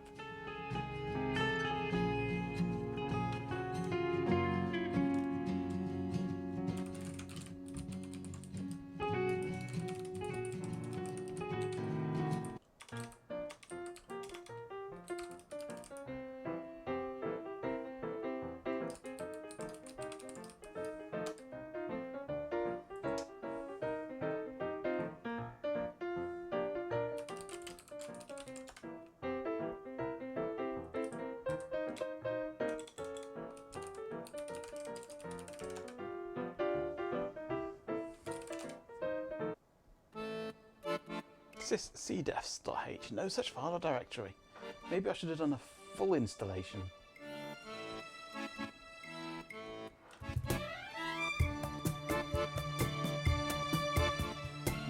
I'm not liking NetBSD.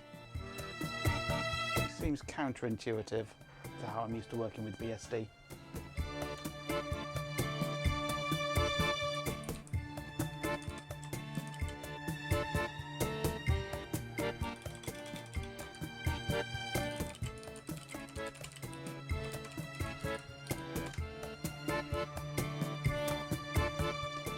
It seems that it's installing everything into user PKG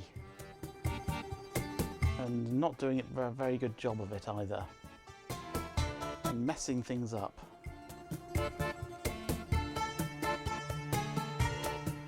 The Linux version just builds. There's a Linux version, is there? Do they have a...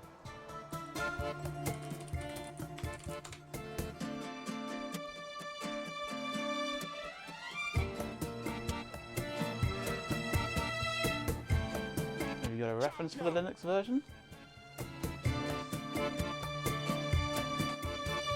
With 50 bits, parentheses fuzzy but says.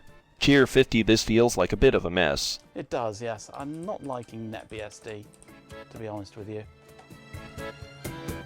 I'm so much more used to FreeBSD, where I just go into user ports and just puts it in local, and it's all perfectly logical and normal.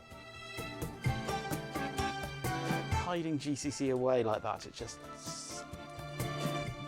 no.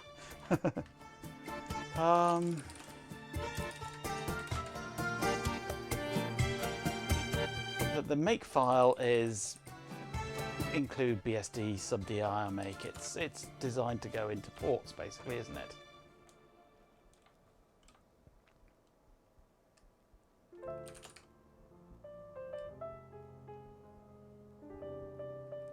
There's makefile.linux. I didn't see that.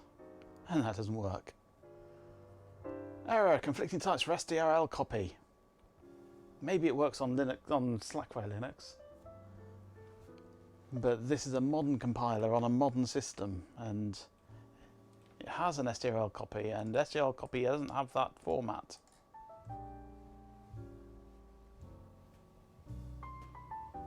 Charstar, const charstar, size TL, long unsigned int, size T isn't.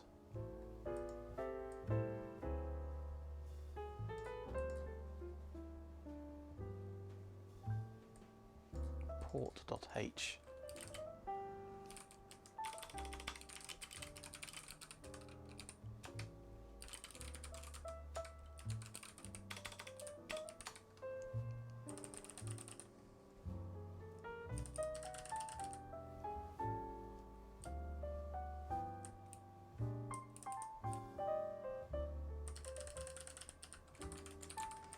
Let's just block this out.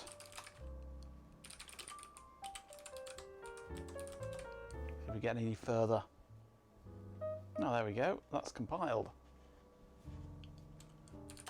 Right, now that I've modified it to work on a modern Linux system.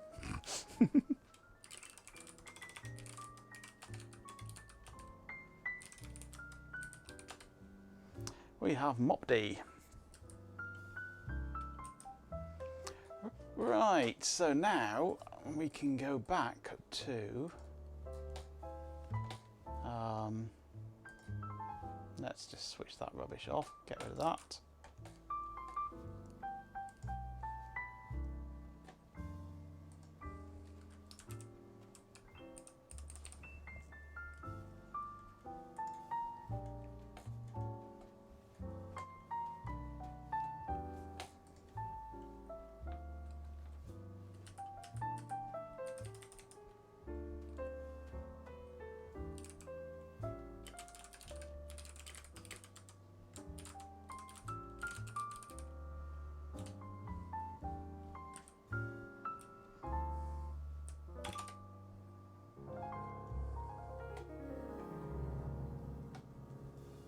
No targets, install. Okay.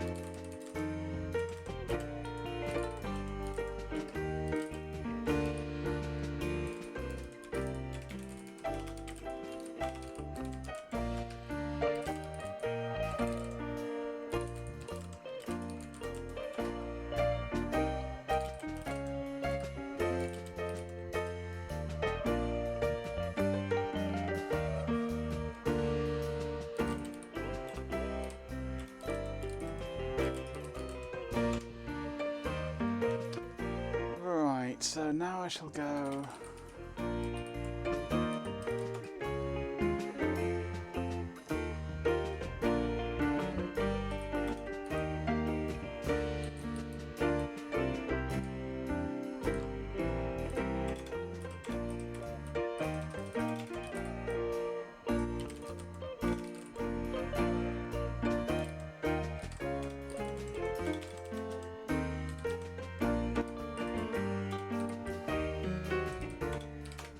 Okay, man mopd.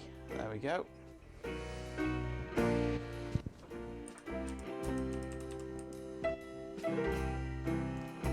TFTP boot mop, unless that's given.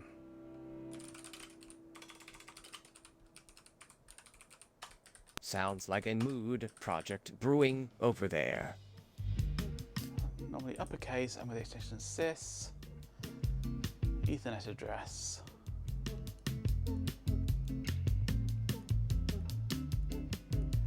I love this. It says one thing and then immediately it says the opposite. The file name is normally uppercase and with the extension of sys. If the file name isn't given, Ethernet address of the target is used, EGA that, which is in lowercase, not uppercase. So is that supposed to be uppercase and they just got it wrong, or is it uppercase except when it's using Ethernet address, when it's lowercase?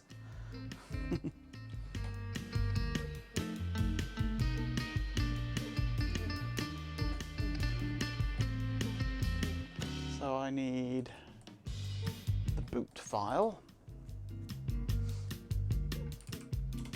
from the NetBSD installation.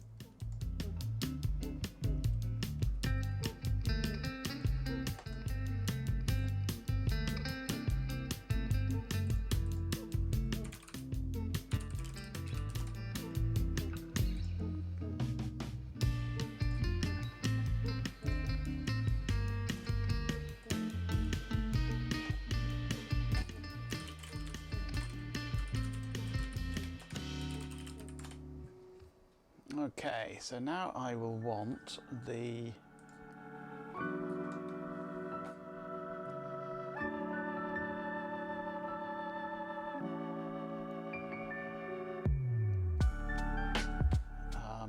MAC address of the VAC station.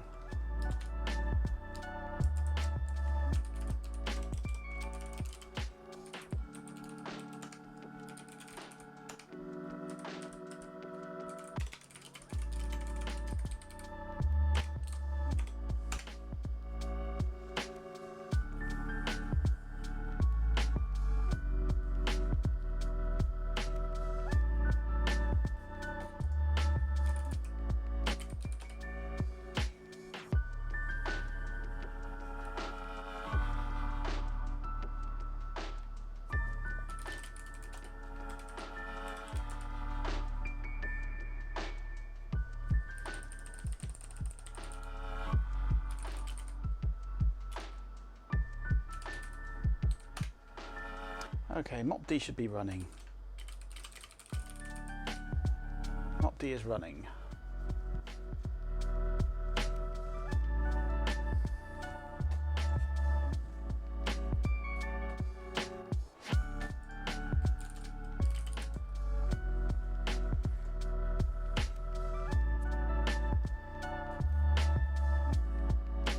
Actually, one thing I should do is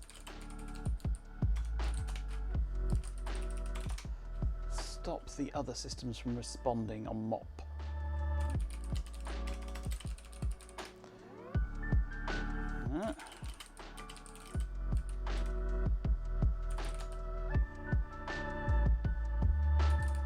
Of course. Utterly root, don't I? Right, so this is not a boot server. That one is a boot server. We'll just pause that like that. That is a boot server. We'll pause that one like that.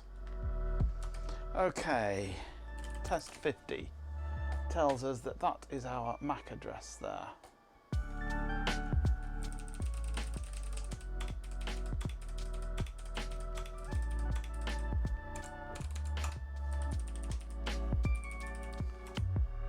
So let us just go lowercase as well. Big time behind me. Right, so boot ESA 0.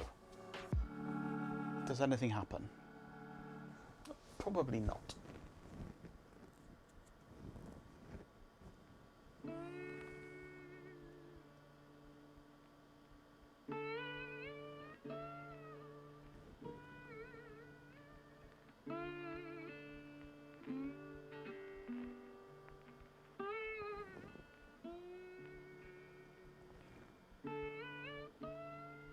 Thinking anyway, not getting anything yet.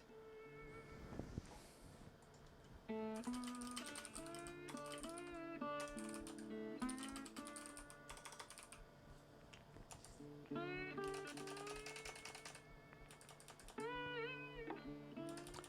could run it in debug mode.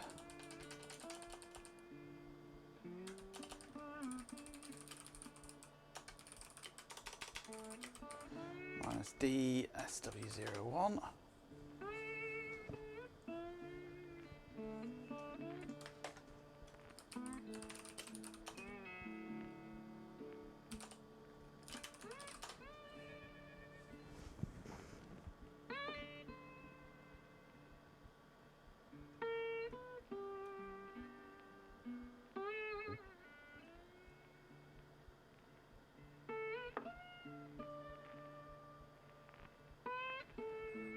It's got a download request for 802BCCBD.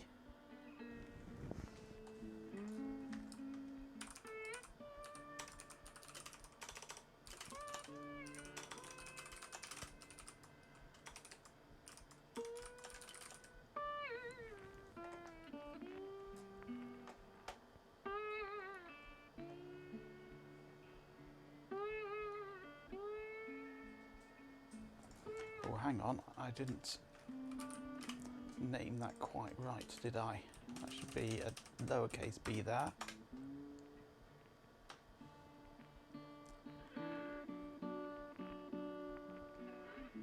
Is that going to find it now?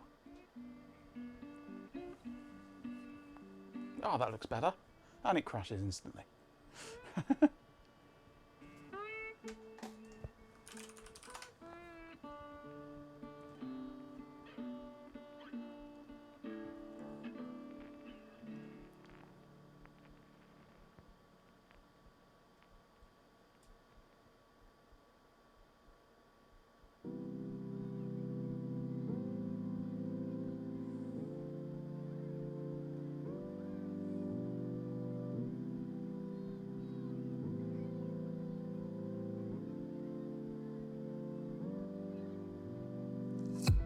Nope, not liking it. I tried to get it.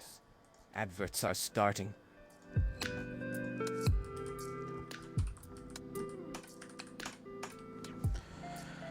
What would happen if we were to try?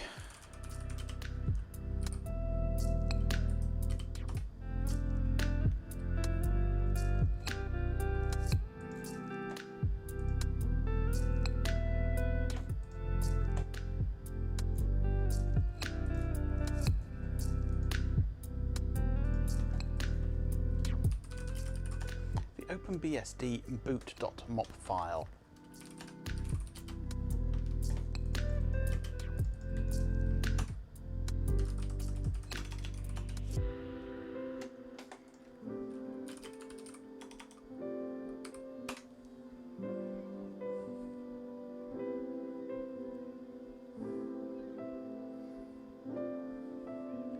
Doc's got his own personal agenda. Yeah, absolutely. When they want to go, they want to go. Appreciate it. The music helps me. Right, that works. The OpenBSD one works. The NetBSD one doesn't. A. So we're using OpenBSD, not NetBSD.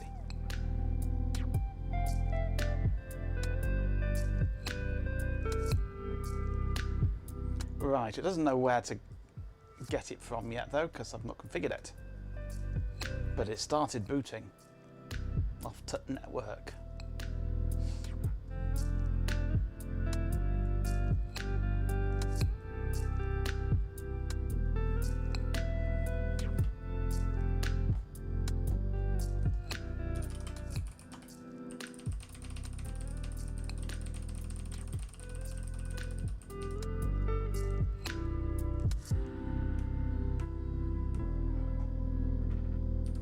Right, so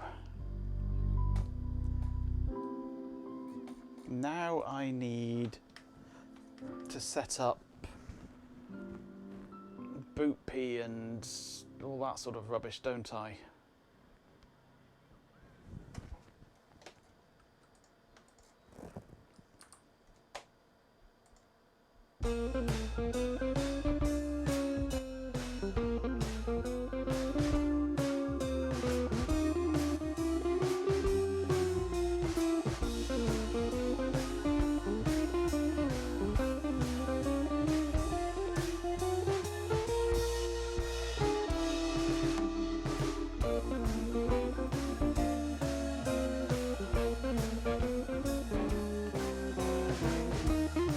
Let's take this whole section here.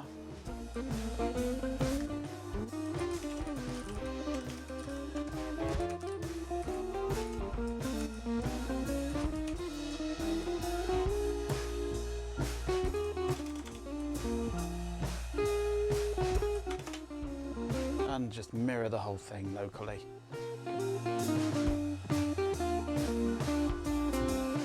Nicely backs the block up to tape and shoves it through a bulk eraser. Ouch.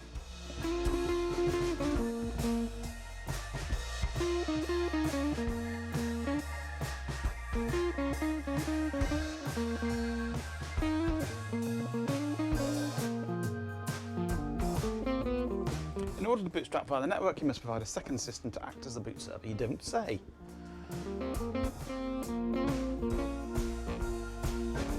In order to boot from a different computer, you must have a different computer.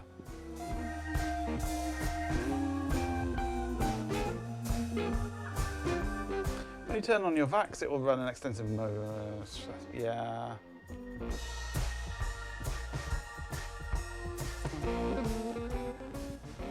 You will need to create an etc ethers file on the boot server. I think you'll find I've already got one.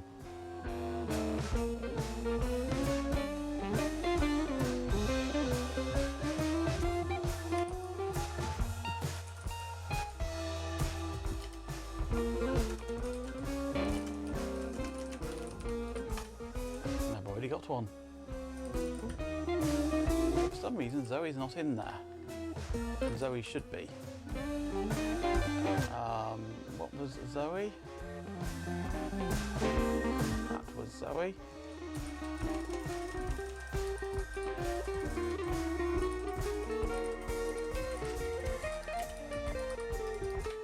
Okay.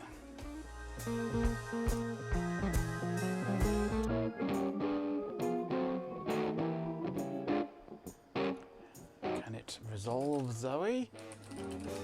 Yes. Happy to see you back. Let's talk vintage. And start RARP-D.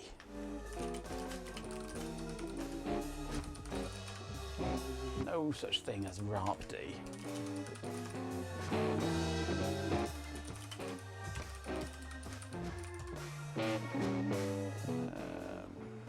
I thought I had RARP-D on here. Ethers doesn't care about case sensitivity, no.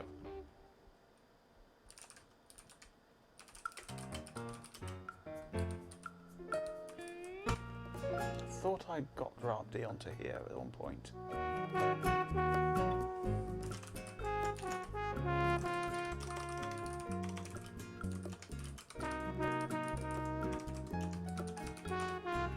Okay, RARP-D should be running.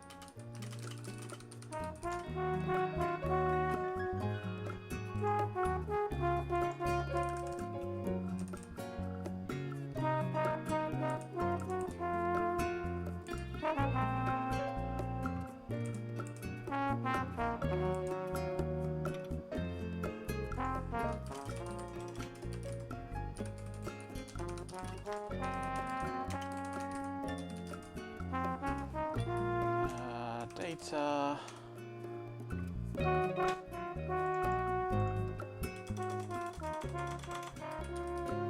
It appears to have moved on to alpha.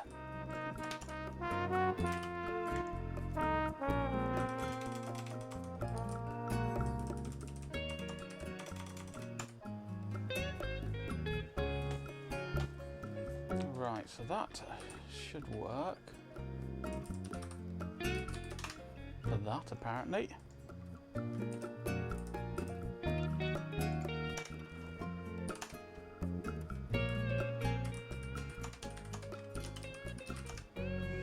Try booting, see what happens.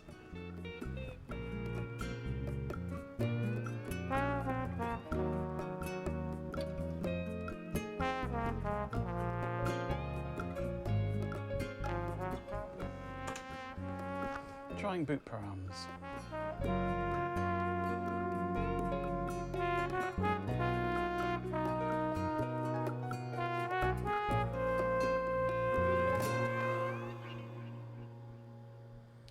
It's trying. What's it? How does it get that boot params?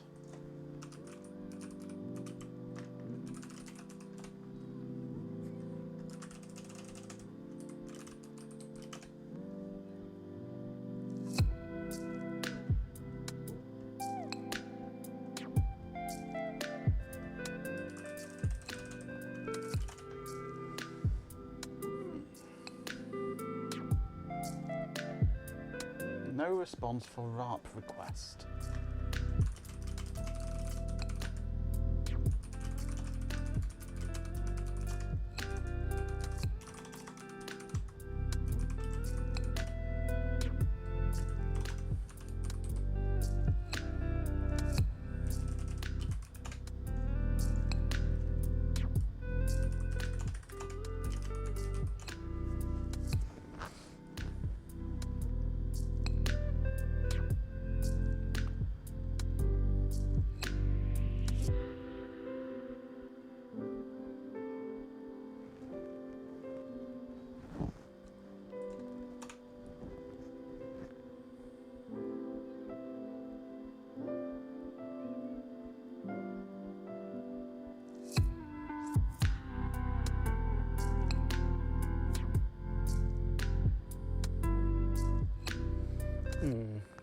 RARP-D doesn't appear to be working.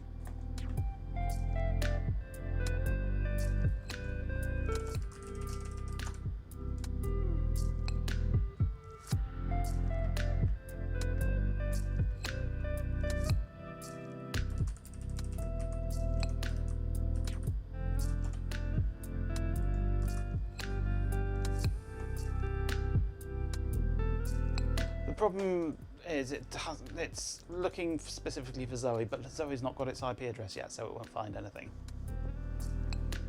This TCP dump won't see a single thing until RARP-D is working.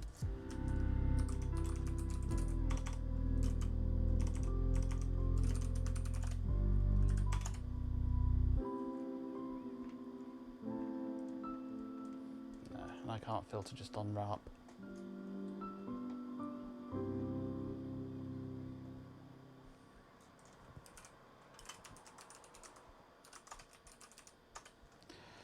One C, 0C, BD. 0C, 0C, BD. Not the same. That's the same MAC address, but with a slight difference that I use when running Zoe as a virtual machine instead of on real hardware. Just one difference, that's all.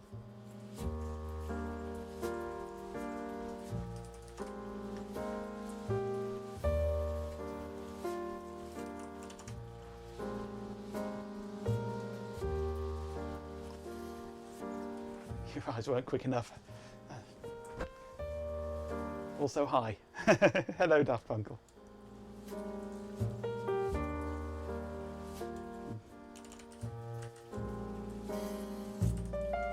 So, I'm assuming that D is run as a daemon, since it doesn't detach, and V is verbose. Actually, let's try running it.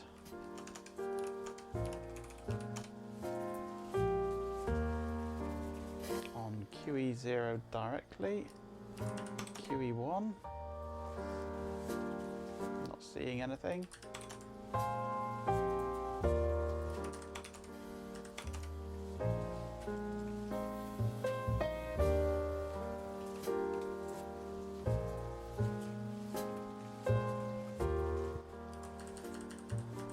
Should work on SWO1.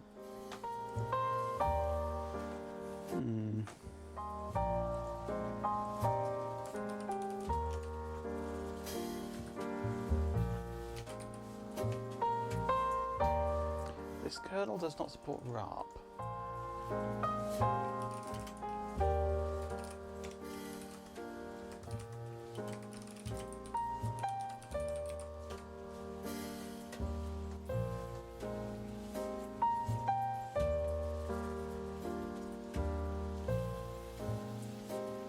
It shouldn't need to support RARP because it's done through a daemon.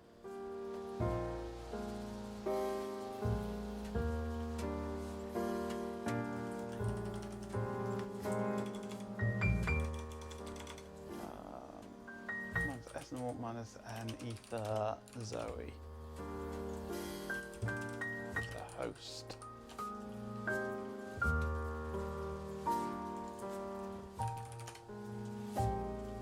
ARP reverse request. So we're getting the requests coming through, but RARP-D is just not responding.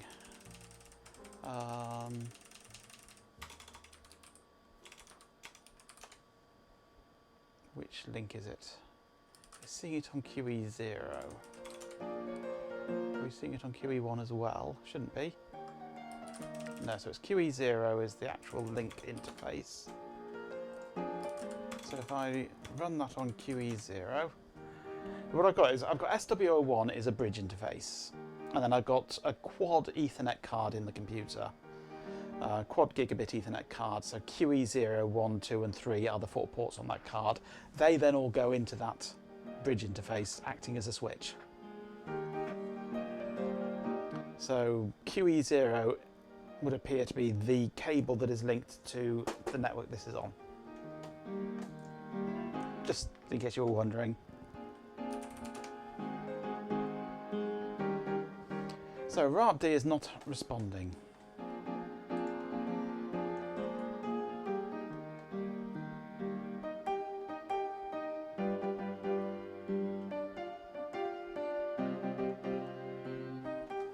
Do I need a custom kernel that supports RARP?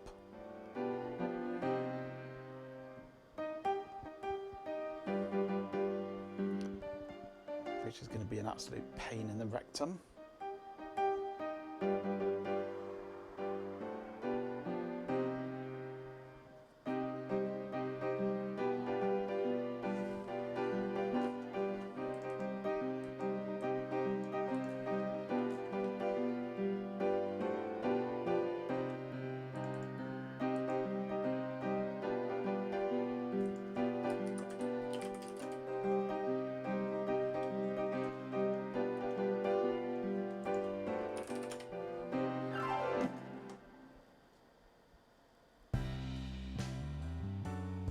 Yes, I assumed it would be something like that, Matt.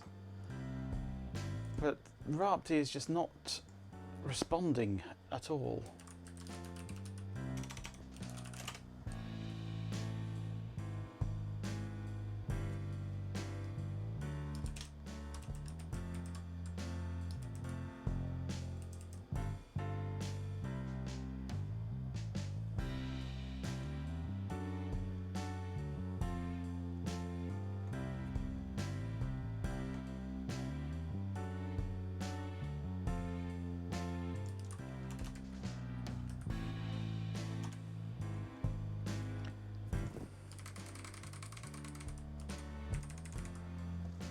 Right, what's it doing? It is...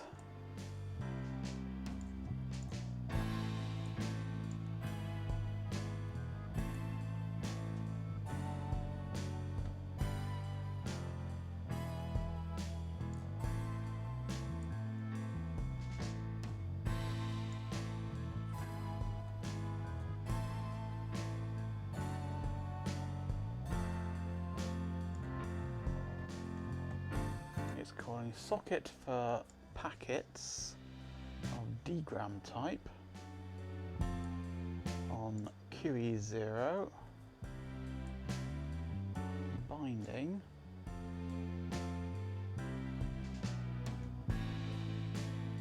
Ethernet PRARP protocol.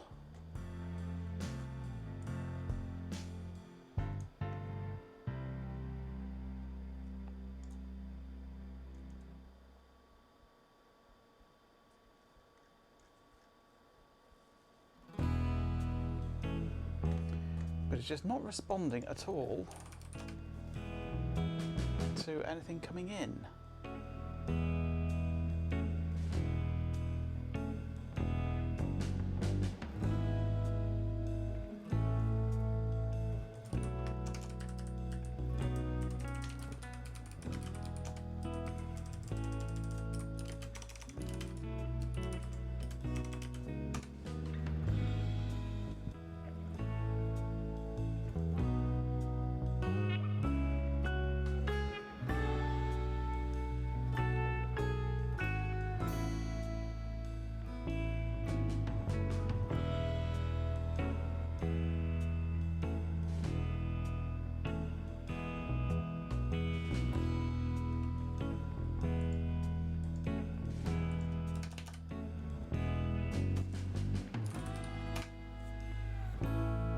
It's just there's no response at all from the program.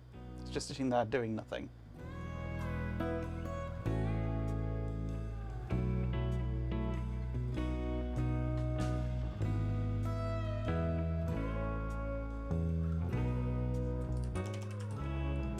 Let's try it without an interface name.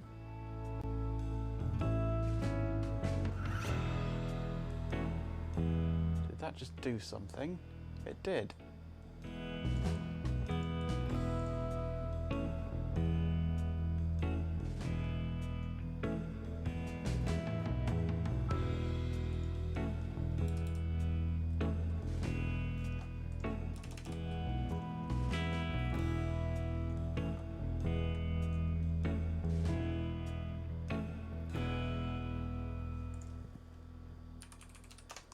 So yeah, that's responding now. It's seeing it. If I don't give it an interface to listen to, it does something.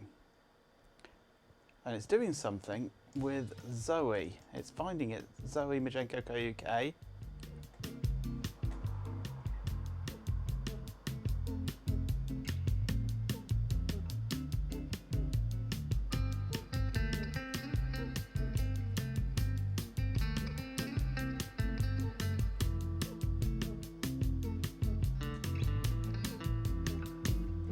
Yo, folks, let's do some stuff with it.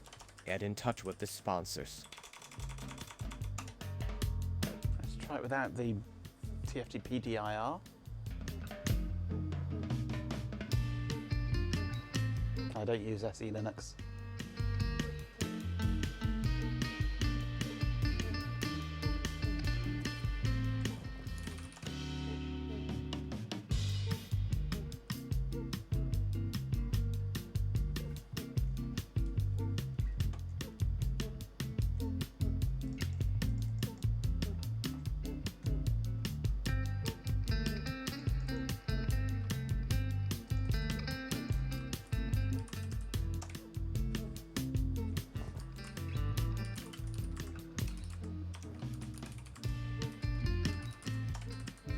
Maybe it wants that file in there, the boot params file. Maybe it wants it to be in the TFTP boot directory. Hey guys, thanks for tuning in. We got hot stuff on tap today.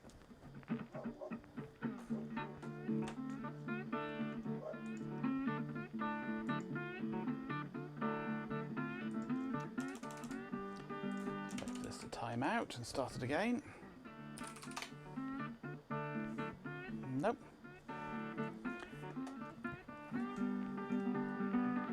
So what are we getting here?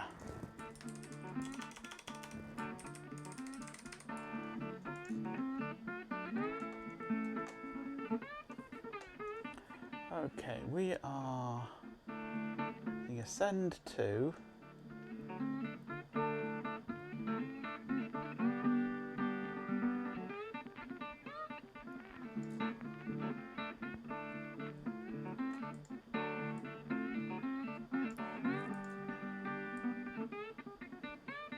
seeing a receive from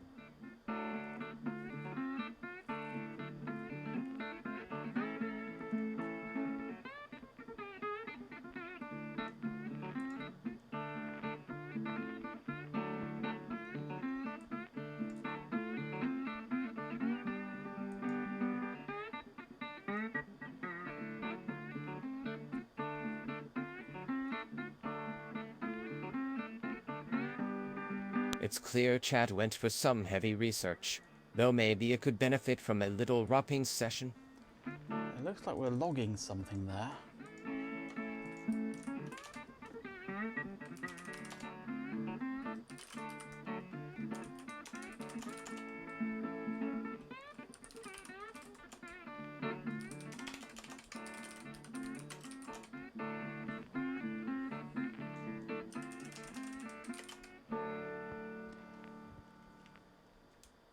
But I don't know where we're logging to.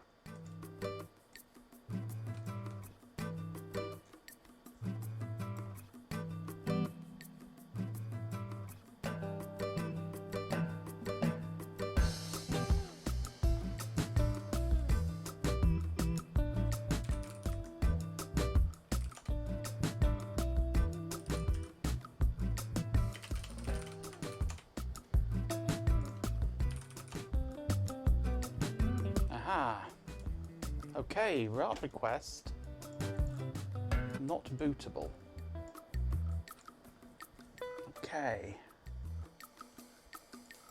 It thinks it's not bootable, that's why.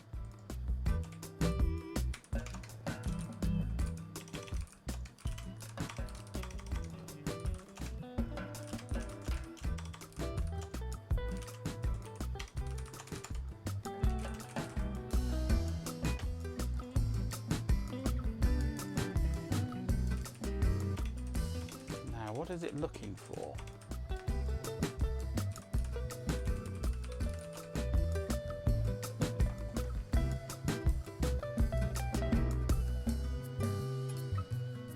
what I'm thinking, Swarm. It needs a special file.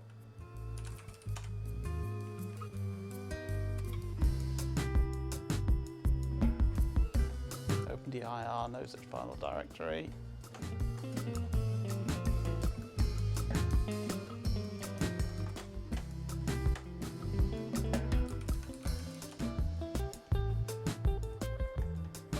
Okay, RARP D is a daemon which responds to RARP requests.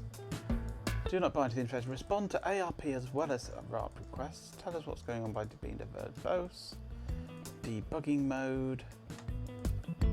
Skip the check for bootable image in the TFTP boot directory. Right. RARP D minus E.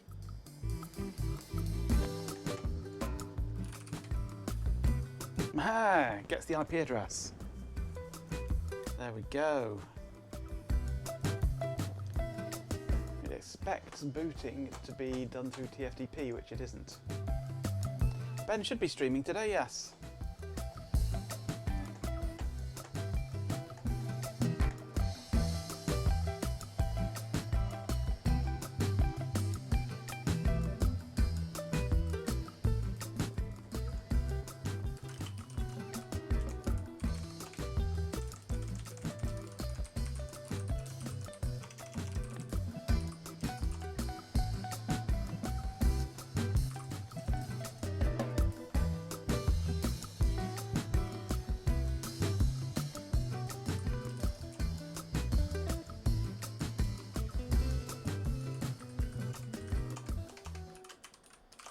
Let's try clean boot.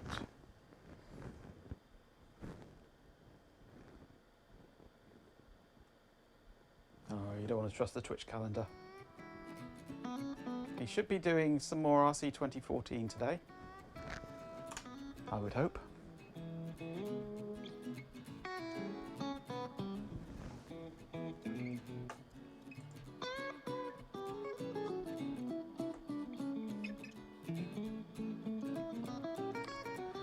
Right, so how does it...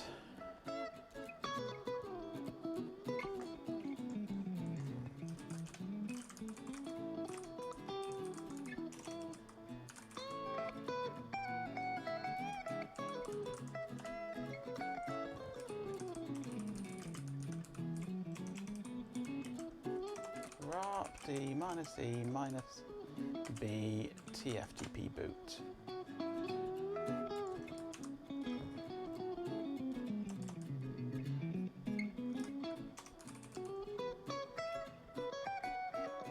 Boot paramd, who am I, call failed.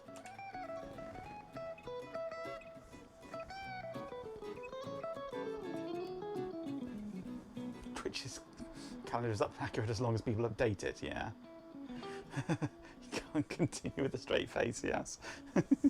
People update it? What?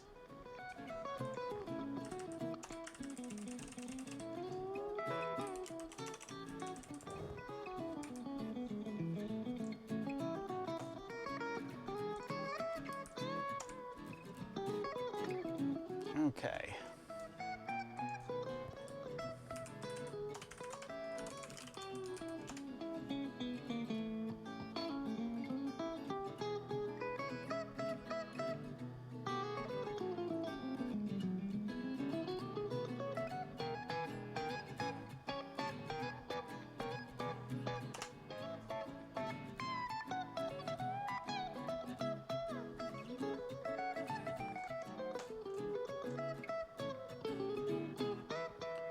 So get an IP address, but there's just not getting where to. Well, it looks like it's not getting where to boot from. So what if we now try?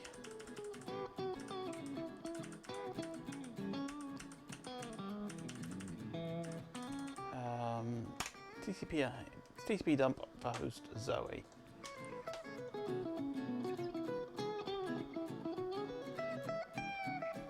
It looks like it's trying to do something. Broadcasting Sun RPC.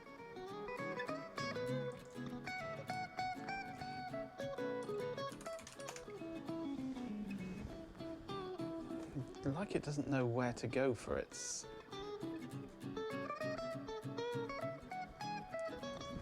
root file system now. We're getting closer. It should mount NFS, yes. But it doesn't look like it knows where, and it's trying to broadcast for it in some way.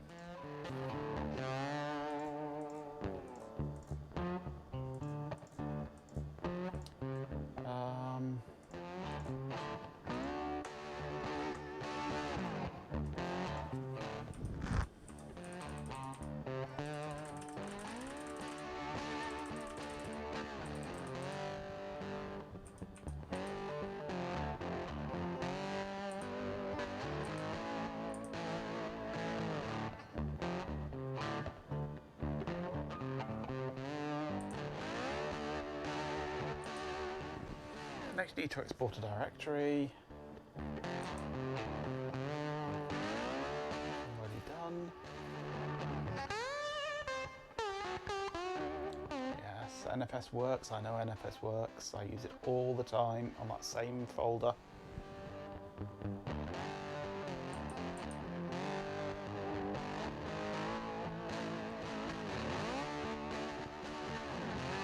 Oh, RPC boot paramd.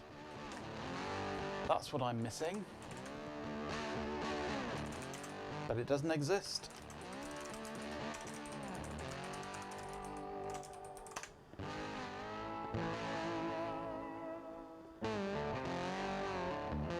Nope. Nothing in there. Right, we are missing a program.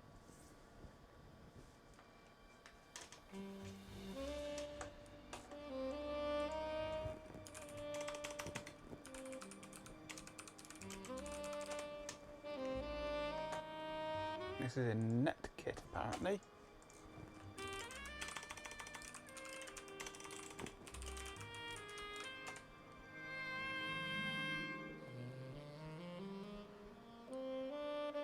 The only parts of NetKit are on here are Telnet SSL, Ahu, BSD Finger, and that's all. BSD Finger has a bug in it, which I have submitted a patch for. But here is NetKit boot paramd.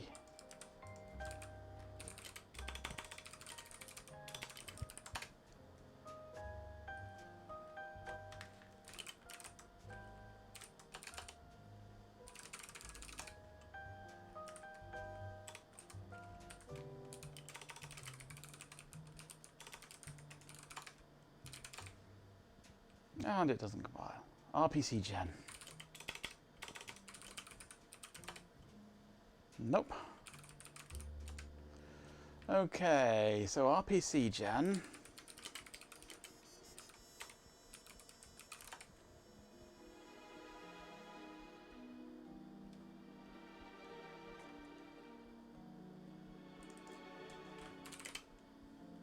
Is in that.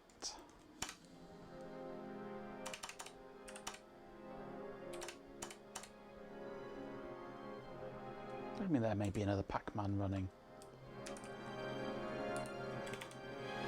Oh, of course. No, that's... Let's just blitz the lock file. Okay.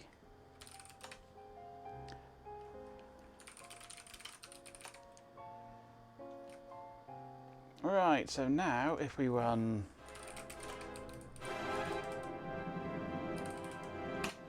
RPC boot paramd,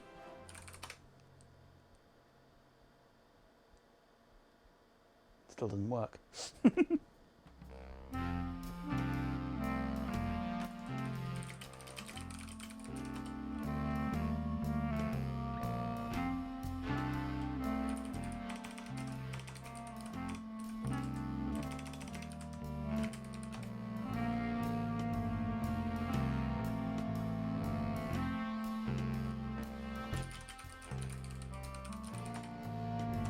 Okay, display debugging information, log to syslog.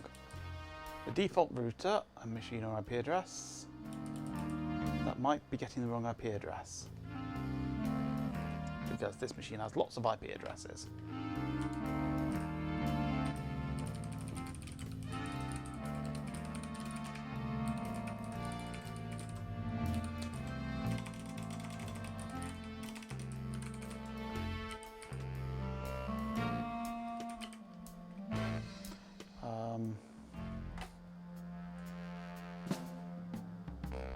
What was that flag I just looked at?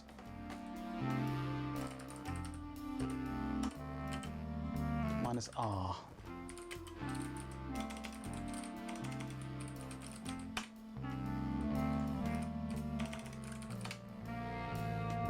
Who am I? Failed.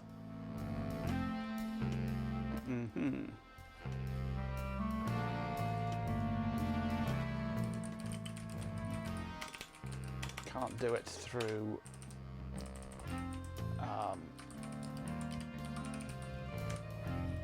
DNS. It has to be done through hosts. Okay.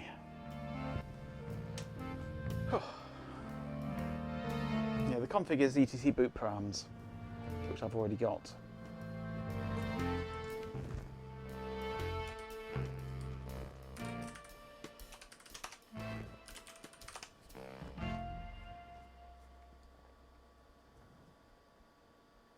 Yeah, I already had the config file, I just didn't have the daemon to serve that config file.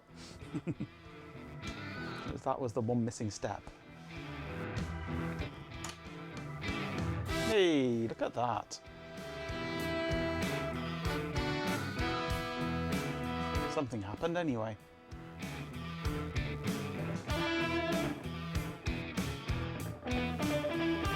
Oh, I don't quite know what happened. I'm probably not pointing to the right area at all.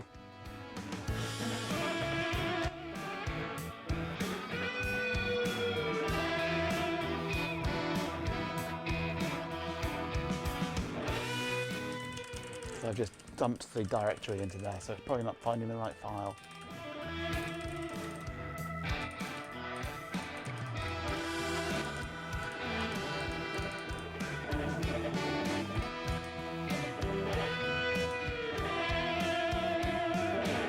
It will contain the RAM disk kernel image bsd.rd. Now let's just do that.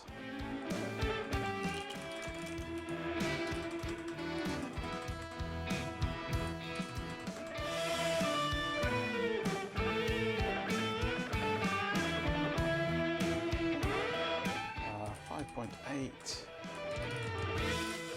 Backs, right. There should be a bsd.rd there then. So this is data ftp eu openbsd.org/pub/openbsd/5.8/vax, and within there is bsd.rd.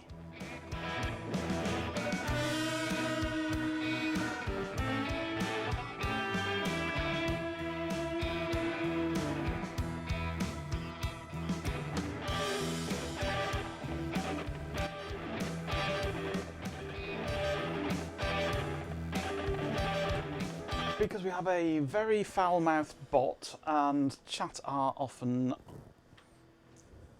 likewise, basically. And hello, by the way. Welcome to the channel. Chat can be a bit degraded, yeah, a bit lewd at times, but they've been very, very well behaved recently. Yeah, you haven't mentioned room 454 at all today, GPin. What's happening?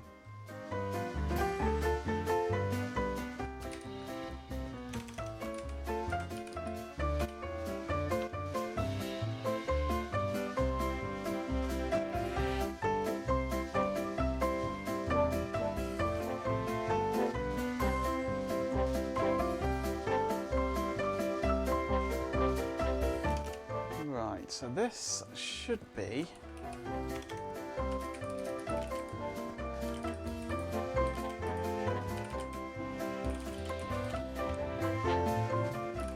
working now.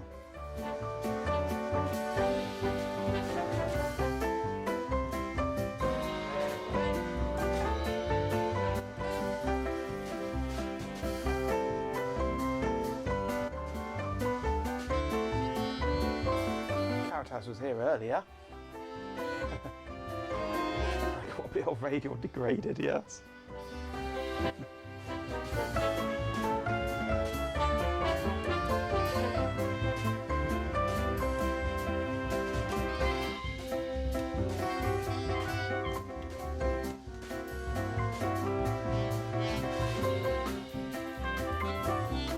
It's possible to populate it with a full VAX file system to access the true NFS Let's route. get those ad revenues flowing.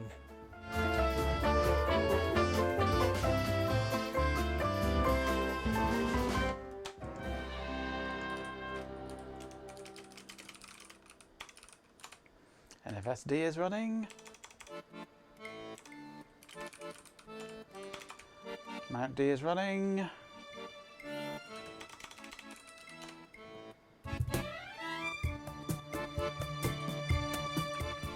Not really the port mapper. But I shouldn't need to.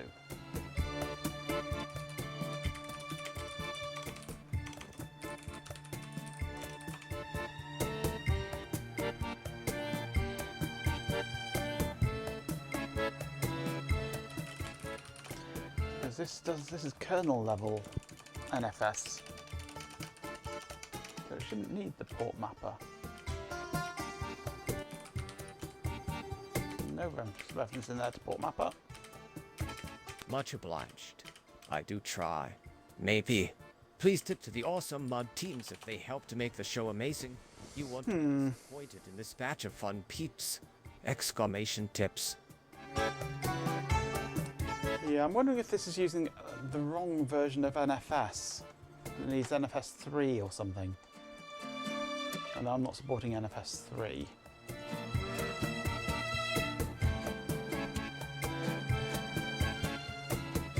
So I might end up needing a BSD system to boot it from, rather than a Linux one, at least for the NFS side of things, maybe.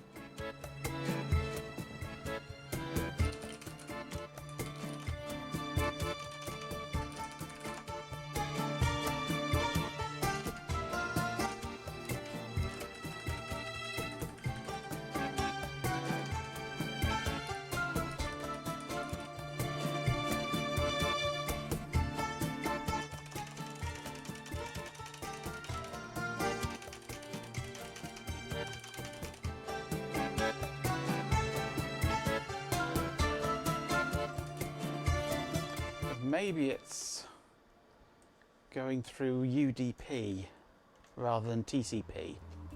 And I'm not serving on UDP.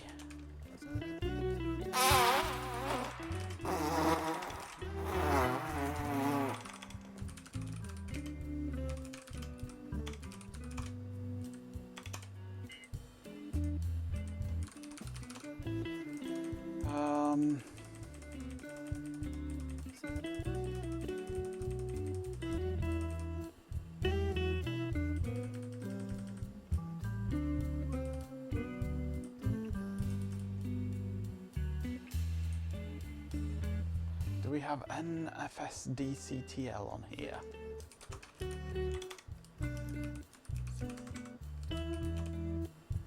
Yes, we do. Okay.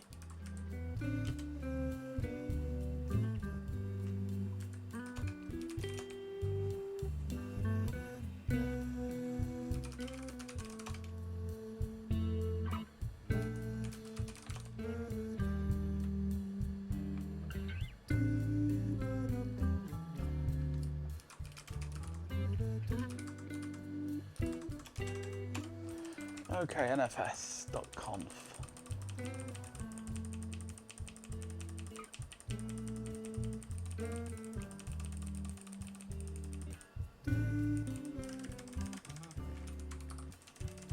UDP equals Y.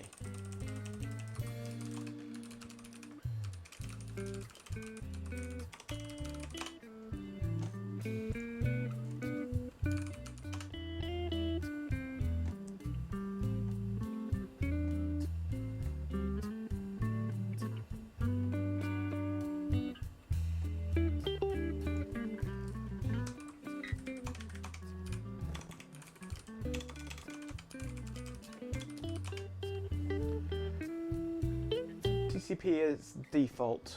No UDP is default. So I turned on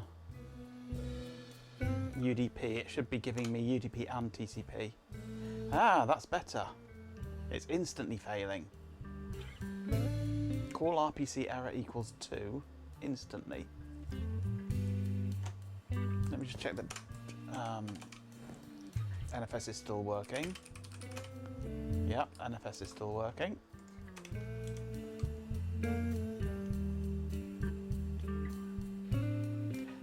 Which means it's probably needing NFS 3, not NFS 4.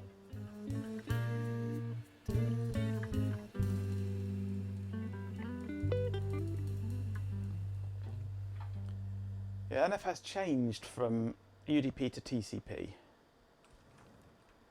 Check exports now.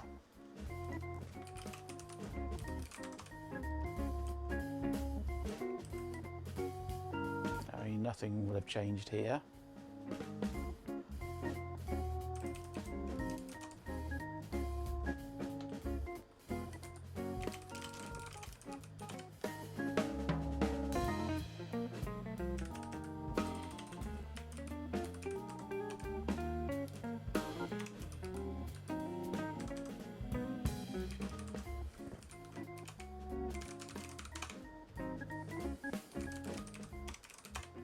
We are listening on UDP now, which we weren't before.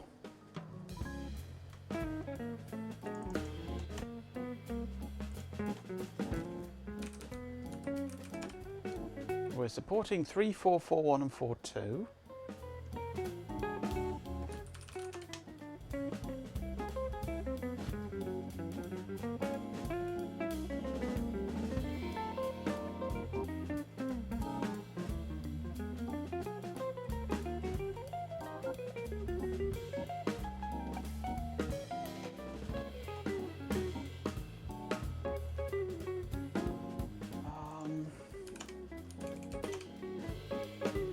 Instant failure.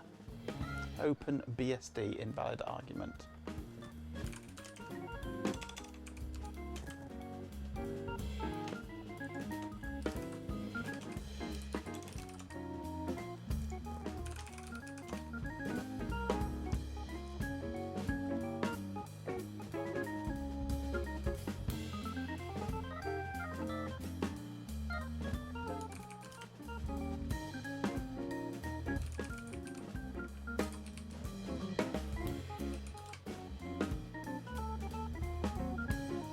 It can't find the files.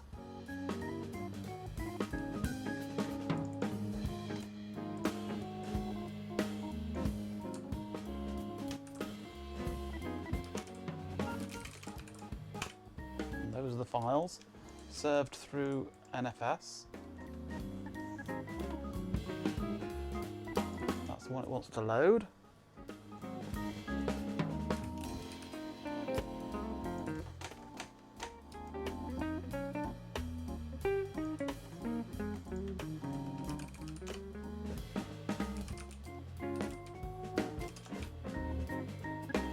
All we can do is try booting, and that's all.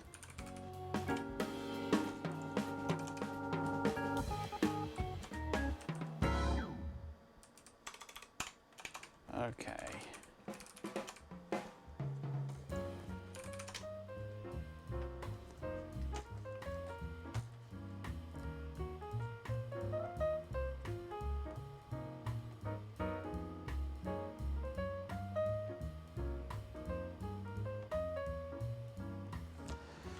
Let's just try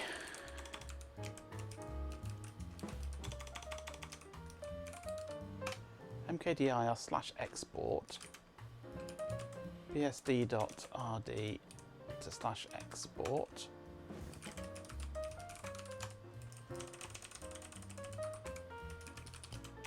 /data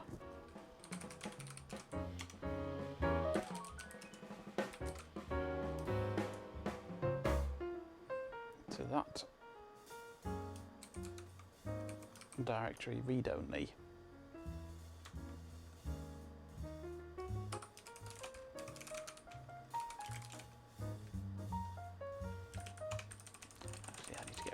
one that doesn't exist anymore. Okay, by etc boot params to export.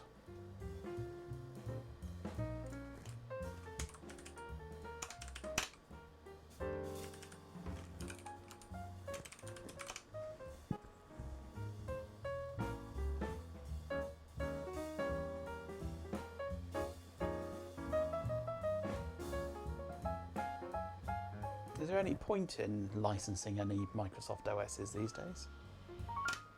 All it does is let you change your wallpaper or something, isn't it?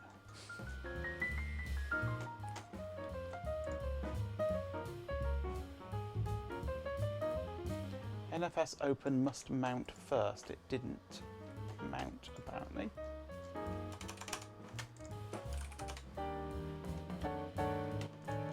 So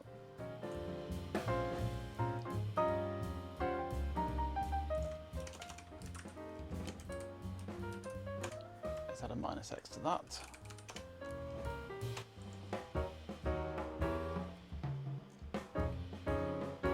Trying to access /export. Evidently failing miserably.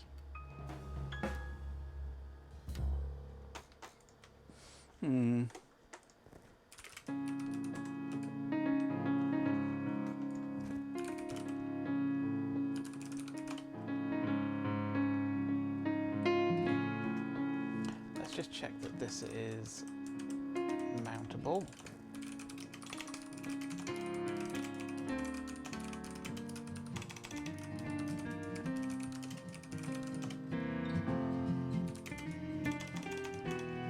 Access denied by server. Oh, hello.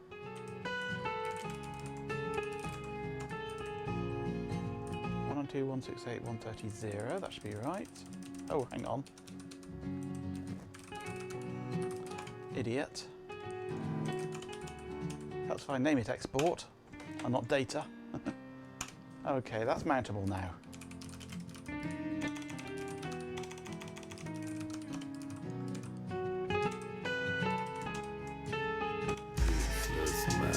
That's me, useless man. Useless man. Useless man. Useless. Nope, still failing. Useless. Call RPC error equals 2.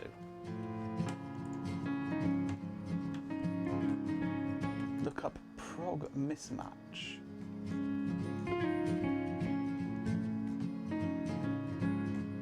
It seems like everyone is busy having inflatables walls, literally.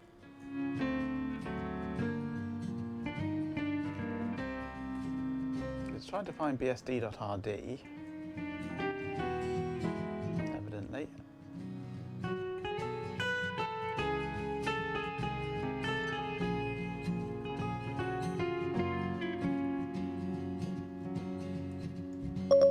You're not finished here? Pretty much, I think.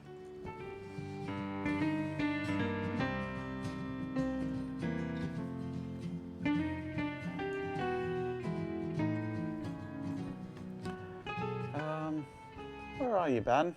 Come on. Wake up, it's 1:30. You should be streaming by now.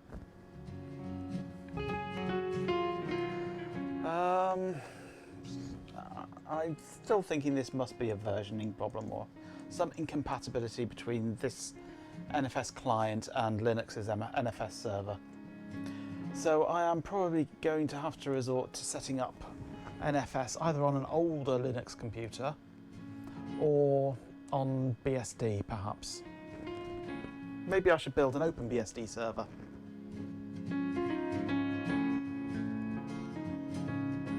He's lost in the bottom of an M&S bag, yeah. Either that or he's halfway up the stairs with a donut.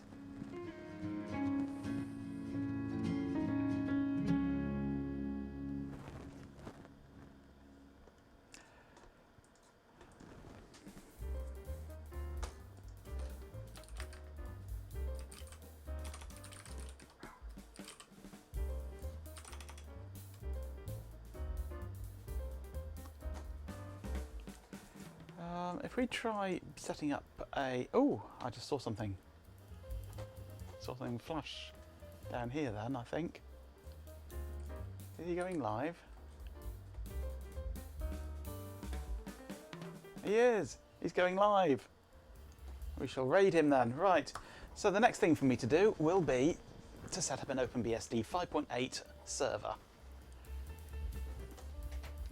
And on that I shall set up all these programs and try and get it to boot off that.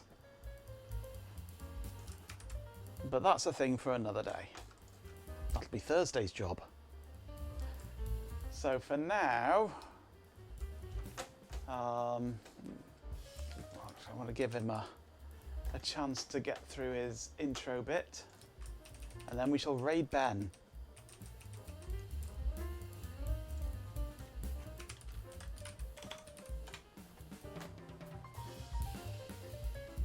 Right, where's everything gone? It's all disappeared. I've got too many things open, not enough screens. Where's chat gone? Oh, there it is, of course, isn't it? It's there, right. So once Ben has made his way through his intro, we shall raid him.